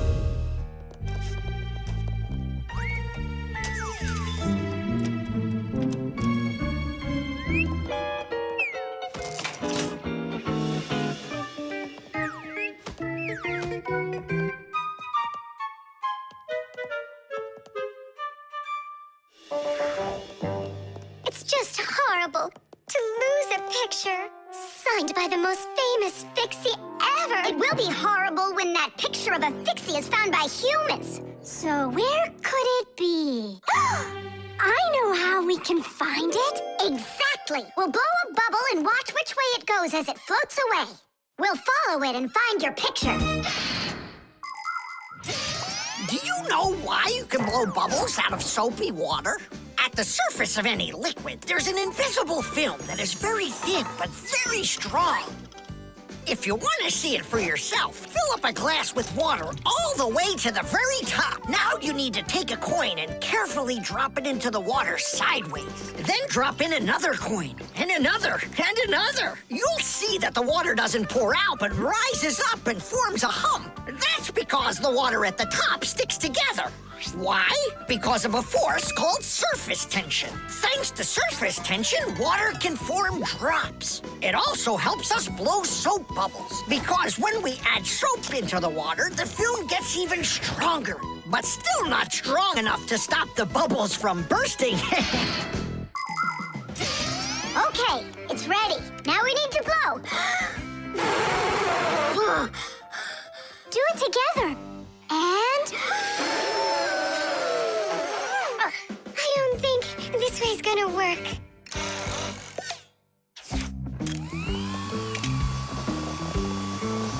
Look, it's flying! We did it! The vent! Of course! Why didn't I think of that before? Have you ever seen holes in the bathroom or kitchen that are covered with grids? Well, those are called vents. And behind the vent is a long pipe called an air duct. Unpleasant odors and musty air can be forced into the ducts and sent out of the house. And if you want that old, stale air to leave the house even faster, open a window and let in some of the fresh air from outside. Keep the air in your home as fresh as it can be. Hey, take a look! It got stuck over there! Get it before it flies away! How can we grab it? What do you mean? Don't you remember what I've got? Titties! Thank you, Simka. What would we ever have done without your mechanical claw and your fantastic ladder? Then here you go, a present for you. Oh, thanks, it's just great. And I want to give you this. Oh, gee, it's just splendid. Simka, are you here? Huh, what you got there, Simka? A little mirror. It's pretty, don't you think? Oh, you girls. You're all the same. Nolik's cube. Whoop. Tom Thomas, you'll be late for school if you don't stop. School? Don't you worry.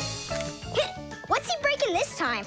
This time, nothing. He's solving a Rubik's Cube, Nolik. Whose cube is it? The Rubik's Cube is the most popular puzzle game in the whole world. It was invented by Professor Rubik from Hungary. A cube has 6 sides on it. And on a Rubik's Cube, each of these sides has 9 squares that are all the same color. You start by mixing up the colors. To solve a Rubik's Cube, you have to turn the pieces, and you keep turning and turning them until each side is one solid color again. For instance, red or yellow or light blue. That's nothing. Hey, Tom Thomas, how long have you been messing around with this cube already? It's been 3 whole days of turning. 3 whole days? We could solve that puzzle in 5 minutes, now couldn't we, Simka? Oh, really? Then go right ahead. I'm off to school. Well, you ready to show Tom Thomas who's boss? Just count me out. Hey, I thought you said Rubik's Cubes are easy to solve. I never said anything like that. This problem is all yours, Mr. Bragger. All right, I'll figure it out myself. Ugh. Ugh.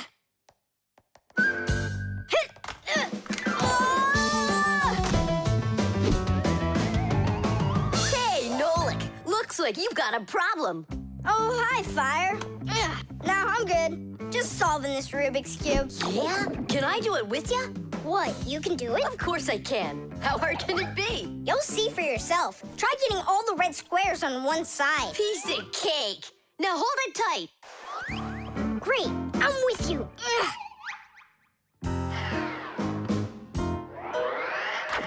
Whoa!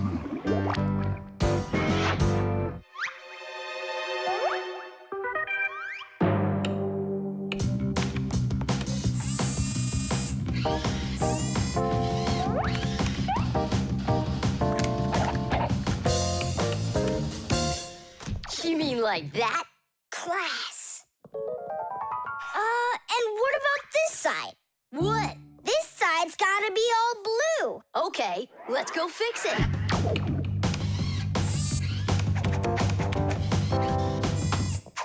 There, like you wanted. Now what happened to the red side? Huh? Simka was telling me that on each side there has to be one color. Oh, like Simka'd be able to do this? Simka can do it all. Well, if Simka can, then I can too.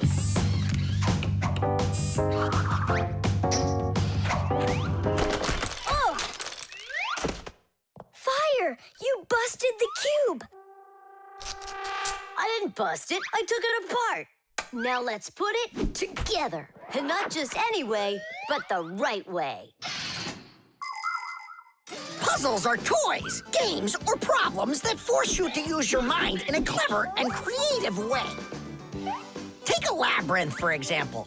In a labyrinth, the challenge is to find the one way to get through a series of tangled corridors. Another fun puzzle is a jigsaw puzzle. Here, you need to put together a picture out of many little pieces. For this, you need to not only pay attention, but be patient. And there are all sorts of puzzles for the computer. One popular computer puzzle is Tetris. In Tetris, different shapes fall down the screen, and you have to think quickly to get them to line up into rows. And solving puzzles isn't only a great activity for people, it's good for Fixies, too. That's right, puzzles are like exercises for our brain. There, all done. Nolik, you better hurry, because Tom Thomas is on his way home. Hi there, Simka. Just take a look at this. We did it. I can't believe it. How? Oh, it was a piece of cake. Simka, Nolik, I'm back. Well, I'm out of here. Ciao! Woohoo! Wow, you really solved it. It was Nolik. Nolik, you are cool. So how? You see, first you break it apart into all of the pieces, and then you put it all back together. No. That's cheating. You gotta turn the cube, not take it apart. Now I'll solve this cube, honestly. I don't think you can. Why, so sure? I glued it together. How come? So you'll stop straining your brain with it. Now the cube will always be the right way. But if it doesn't turn, it's not a Rubik's Cube. Well, yeah. Now it's a Nolik's cube, right? The Kaleidoscope.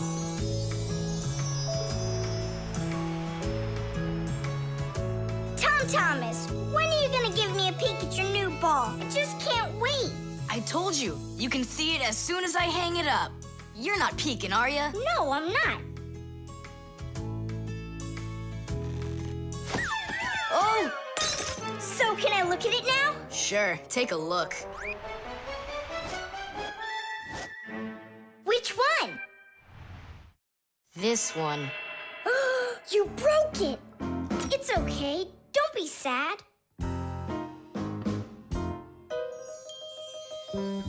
I know what to do.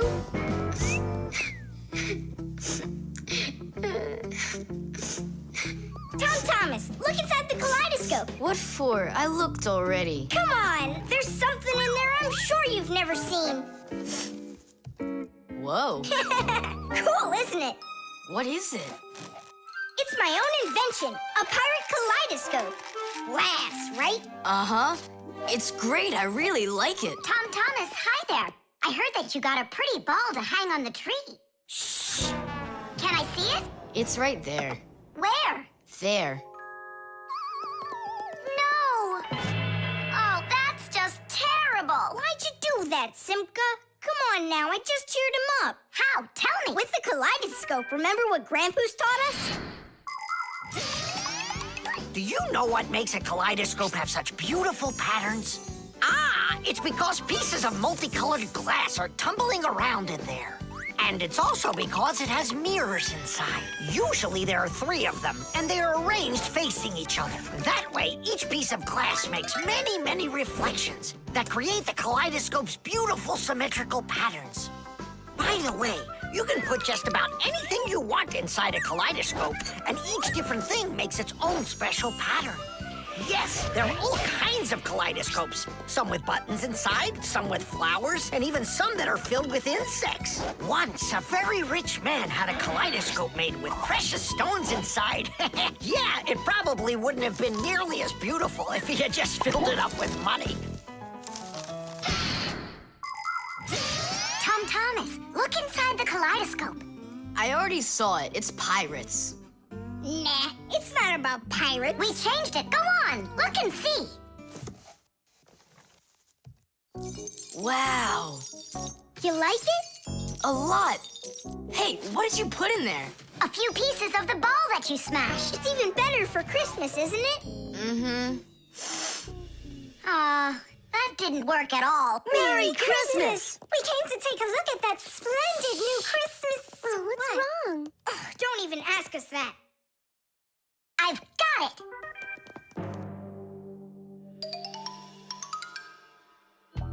Tom Thomas! What? Look inside the kaleidoscope! Again?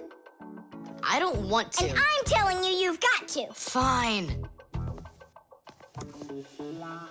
Cool, yeah. Merry Christmas. Thanks so much. Now don't you feel good again? Yeah, it's really something. And you're the first human in the world that's ever seen it. How about that? Turn it! It's great, isn't it? Wondrous designs that tickle the eye in the kaleidoscope. Shimmering scenes, gingerbread trees in the kaleidoscope. Magical flowers just blooming with light, petals that glisten and gleam. Kaleidoscope,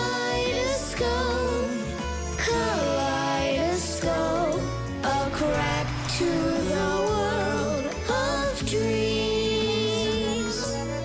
Kaleidoscope, kaleidoscope, a crack to the world of dreams.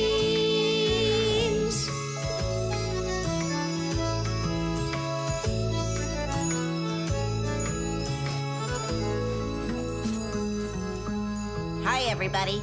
Tom Thomas, I came to look for myself at that beautiful Christmas... It's okay. What's more important? Having such awesome friends? Or some ball hanging from a tree? The armor. 23, 24, 25. Ready or not, here we come! I heard him. He ran into the hallway. You check the kitchen, Nolik, and I'll check the living room.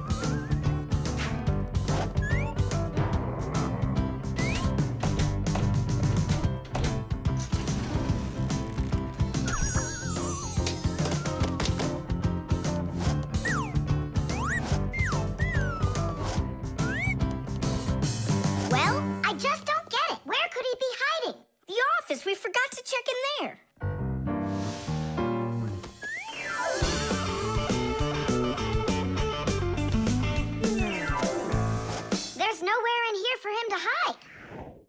inside the shark.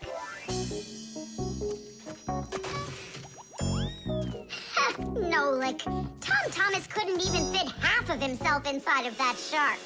Yeah? Then in that huge vase. Uh-huh. He's all scrunched up in there and laughing at us. Oh! Simka! There, did you hear that? He is in there. There's no one, but I know that I heard a hee-hee. You imagined it. Let's go take a look in the bathroom. I imagined it. It's so stuffy inside this armor.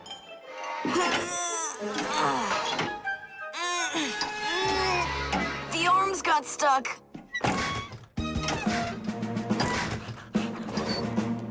Where else could he be? Oh, who is that? Ah! Simka the Knight, he came to life! Well, how much longer are you gonna look for me? Armor is very hard clothing worn by warriors to protect them against swords and arrows. People started making armor in ancient times, but the full body armor that knights wore didn't start until the Middle Ages. The armor worn by knights on horses was heavy.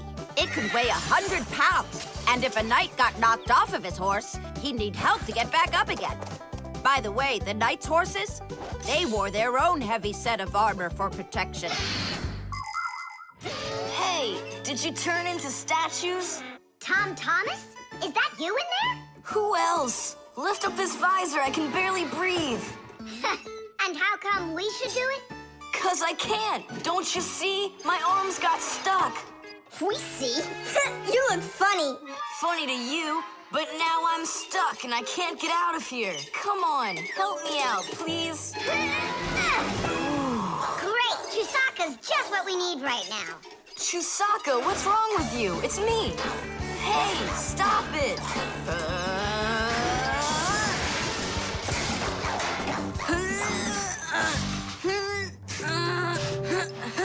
Help, I can't get up. Come on, let's undo the latches, Nolik, quickly.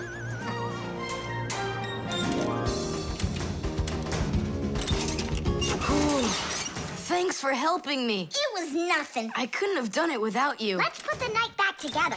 Uh-huh. Before Dad gets back. Protective clothing isn't just for people who are fighting in battles. Travelers put on special nets to protect themselves against mosquitoes and gnats. And beekeepers wear protective clothes too. If they had nothing to protect them from bee stings, their job would be quite painful. Without their protective clothing, it would be impossible for firefighters to go into burning buildings and save people. And how could astronauts go into outer space without special clothing? It's freezing up there and there's no air to breathe at all. And that's why they wear a special costume called a spacesuit when they travel. The spacesuit not only protects astronauts from the cold, but supplies them with air so they can breathe. By the way, the Fixies also wear protective clothing so they can stay safe while they work. Well, there. Did we get it right? It looks like we got it right. Only, where's the helmet? Nolik went to get it. Tom Thomas, helmet delivery.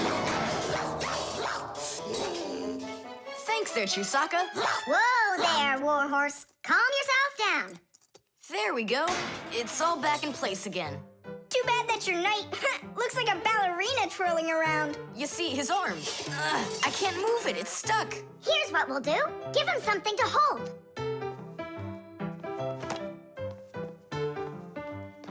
Well, how's that look? Perfect. Now we can paddle into battle. The Talking Doll. Well then, now you know what you need to do to fix it. Professor! Professor! Our lesson is over.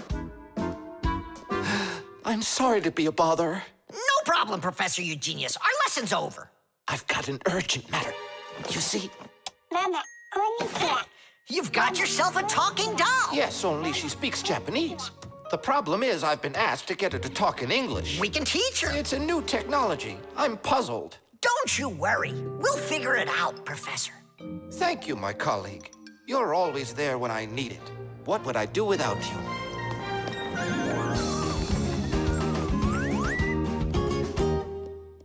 Professor, can you tell us how toys talk? Not now, children. We'll learn about the doll tomorrow.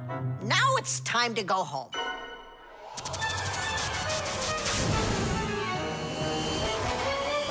I already know everything about that doll. You do? Changing her voice is so easy that anyone can do it. How? Here, come, I'll show you.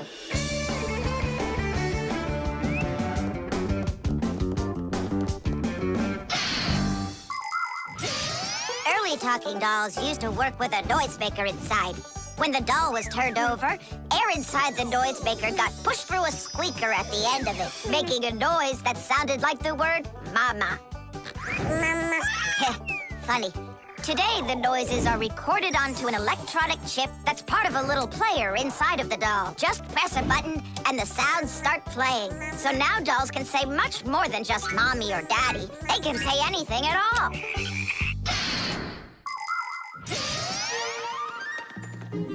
Well, here's the chip. This is where the recording of the doll's voice is. That's awesome. Can you re-record the voice on there? Well, yeah.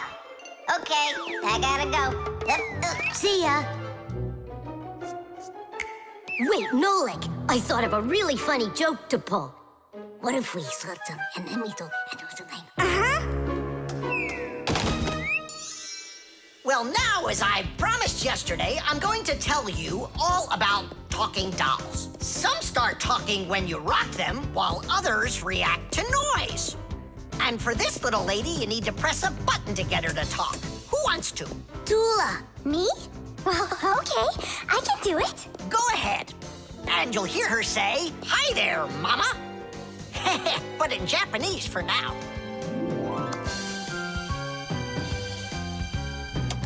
Tula. Is that Japanese for hi there? Tula! Why are you hiding a picture of Digit in your packer mat? How could she ever know that? Maybe you're in love? That doll is alive! They call that joking. I just thought of a better joke that we can play. Yeah. What? Tula, don't cry. She's not alive. She is alive. I'll tell you who did this horrible thing. It was Fire and Nolik. It's true, but now the joke will be on them. How? It's easy. All we gotta do is go. The smartest Fixie in our class is Digit. Sometimes I think that he knows everything about everything. Professor Grandpus has a lot of respect for him. Digit's always in thought whenever you see him, and he doesn't like when anyone distracts him. He just has no time for fooling around with the other boys. Digit prefers to solve problems using his brains and not his muscles. That's why he can have a tough time in gym class. But he's so sweet that it makes you want to help him. To tell you the truth, Digit isn't always great fixing things with his own hands. But no one understands technology better than he does. If something breaks, Digit can always figure out exactly what's wrong with it and the very best way to fix it.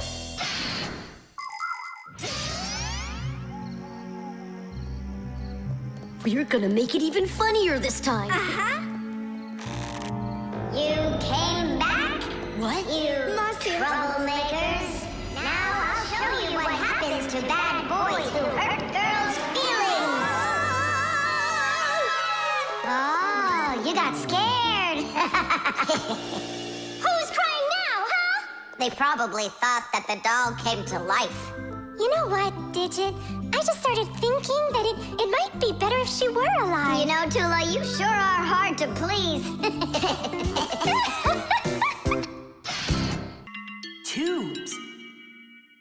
Today's lesson will be on pipes and tubing.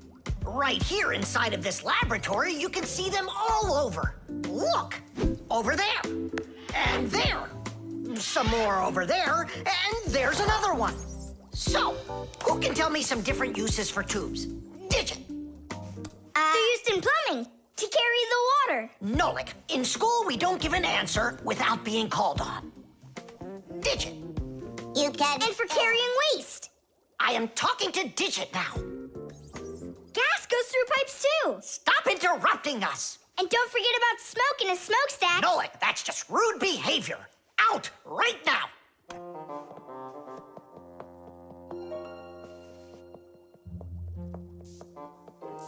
All right. And a shower hose. That's also a tube, right? I told you to get out. Yikes! And a vacuum cleaner's got one too.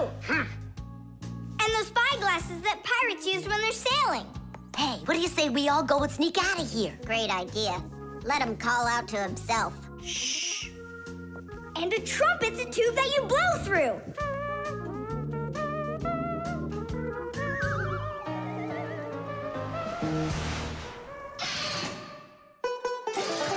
Nolik is my younger brother.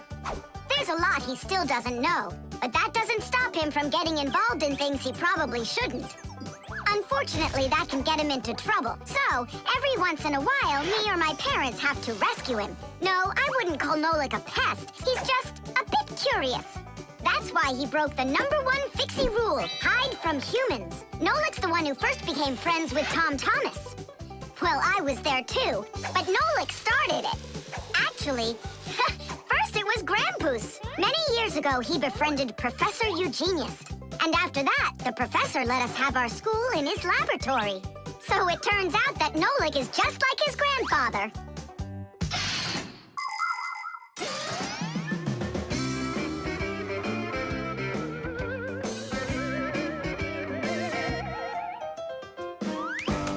Digit, go on then. Tubes are, Wow! Just look at all the tubes in here. There's rubber ones and glass ones that are curvy. Oh yeah! Pens! Parts of them are tubes too. He stopped talking. he ran out of ideas. And those tube slides at the water park. The barrel of a rifle and the shell of a bullet. Those are tubes. Oh, there's a tube with a serious crack. And it's also dripping and hissing. It's dripping? Where? How can I show you when you kick me out of class?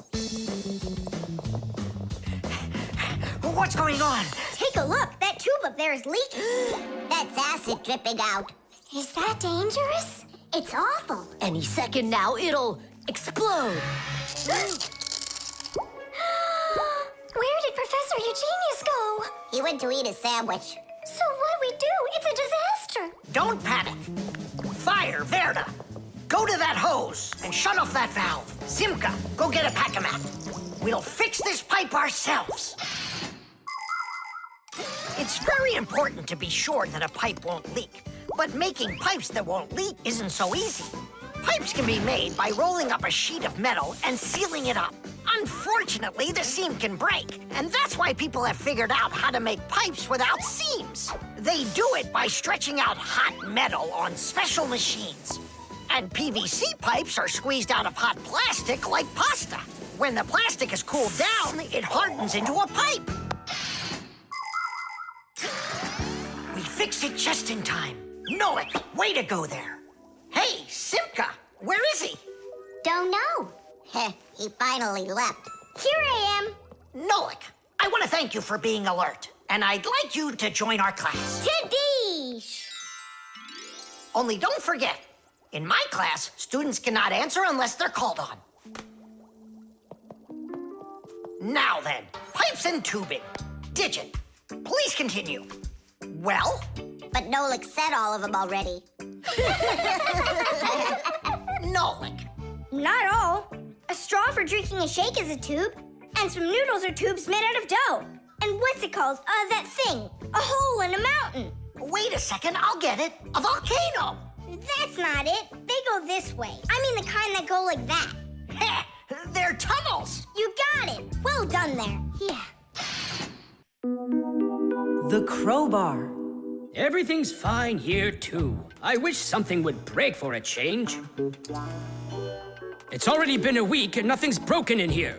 Stop worrying. Everything breaks at some point. Well, nothing seems to ever break inside of this house. That's because we take such good care of it. No, Marcia, it's boring with no real work to do. We should move somewhere else. When Fixies graduate from school, they must choose the place where they want to work. Some will work at factories, and some on ships, and some in theaters, and some in hospitals, too. Fixies are needed everywhere. Now, Fixie families with children like to choose places that are a bit quieter. Usually, they'll settle inside of people's houses. It's not too noisy there, like in a factory, but there's still plenty of work to do. They need to check on appliances like computers, vacuum cleaners, telephones, irons, and washing machines. And Fixies always try their best. They just love being busy with work. And so if there's nothing broken in the house, Fixie families will move to a new place where there's much more work to be done. Nolik, did you hear that? I don't want to move anywhere. But think about the kids, dear. They've got their school and friends here. Do you like this friend of theirs? A human kid playing with Fixie kids. You know as well as I that it's just not right. All right, then. If nothing's broken down before the end of the day, that's all. We gotta move. Oh, no, I can't. Tom Thomas comes home the day after tomorrow, and we'd be gone by then. Pull yourself together.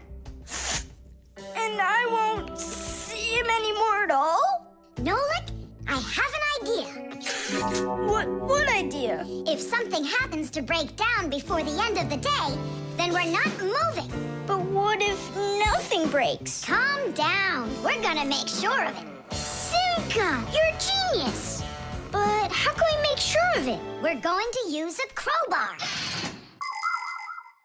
A crowbar is powerful and simple. It's nothing more than a heavy metal bar with either sharp or flat ends. It can be very helpful for breaking through concrete or ice. It can also be used as a lever to root out a tree stump or move a boulder. If one end of the bar has a claw cut into it, then it's good for pulling out nails. Yes, sometimes the simplest tools are the most powerful ones. Do we have that tool? We've got our pack-a-mat, and it's got everything. Yay! In gadgets and devices, our work will never end. Appliances are fickle, they need a loyal friend. At morning, noon, and midnight of every single day. When there is an emergency, you know we're on our way. 1, 2, 3, inside we'll be to fix what's wrong, till it runs strong. 1, 2, 3, inside we'll be all day and night. We fix things right. How about you let me try? Go on. Nolik! What are you thinking? I'm doing like you were doing. No, you're not. And now I'm confused. First off, whatever you break's gotta look like it broke all by itself. Oh, I gotcha. And second, you gotta break it in some way that can be fixed later. Did someone say something needs fixing? Or am I hearing things? Papas, we just found out that the television's broken down. Are you sure? Yeah, And one of the keys on the keyboard is stuck. For real? for real. And the clock's not running either. Oh ho!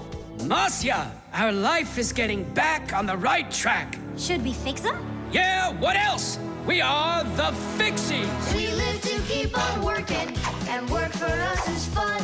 So we'll just keep on working, 'cause our work's never done. And deep inside of gadgets, if you look when it's dark, you might just see us race around like multicolored sparks.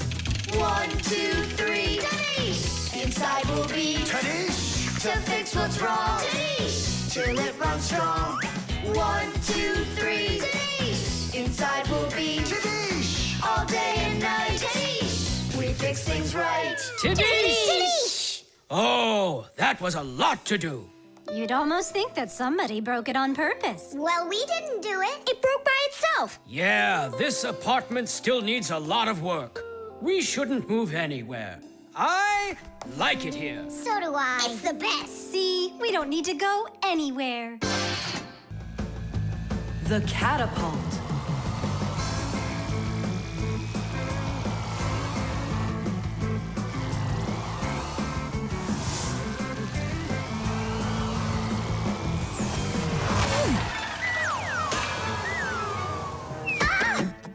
What was that, huh? Strange. Tom Thomas isn't here. There's no way these toy soldiers could have shot it themselves. Now that was a good shot. It wasn't real long, and not high either. And off target. It was pretty awful. It was good, but awful. I got it.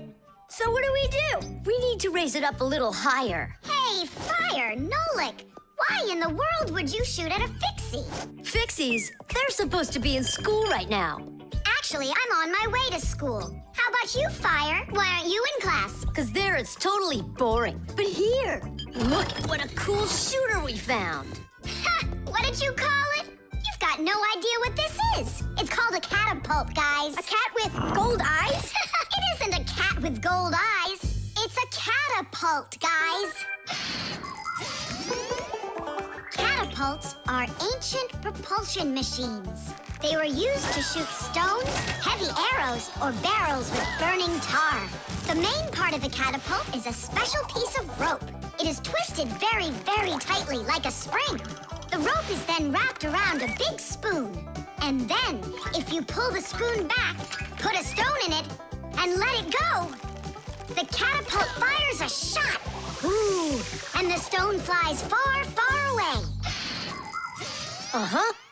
All right, so here we go. Ha!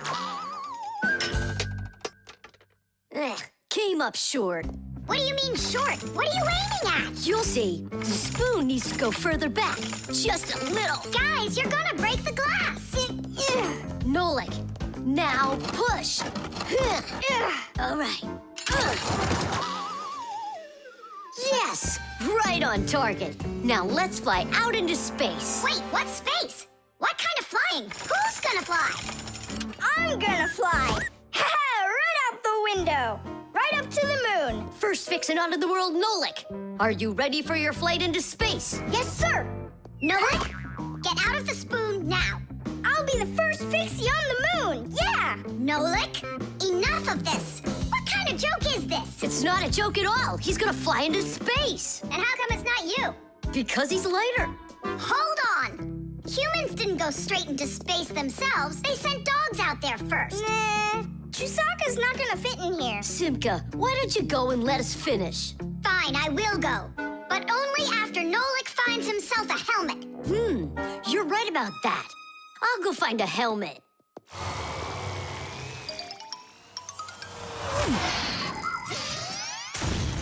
The catapult was invented in ancient times, but people still use them today. Only now, instead of launching stones, catapults are used to launch jet airplanes. You see, the runway on an aircraft carrier is quite short, so catapults are used to help the planes move fast enough to take off. Catapults can also be used to save the life of a pilot. When an airplane has an accident, a catapult activates in the cabin. The pilot is shot into the sky and comes back to the ground with a parachute. A plain old slingshot is also a kind of catapult. It's just a very little one. But be careful with this toy. It can be dangerous to others and to you too. As for us Fixies, the only time that we use catapults is on a peaceful mission. Habus, hurry! Our Nolik's getting shot to the moon with a catapult! What? And if I meet new Fixies up there, what should I say to them? Hi there. And you can ask them to launch you back. So, Let's do it! Fire! Launch it! Stop! Don't! Simka! Nolik! I'm not getting out!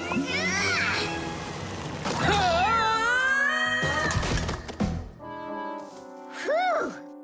We're alive. hooray! He flew all the way. Who flew away? To the moon? Nope. Just a bit short. It's not our fault. You're just heavier than Nolik, and that's why you came up short. Papoose, maybe we can try one more time. What?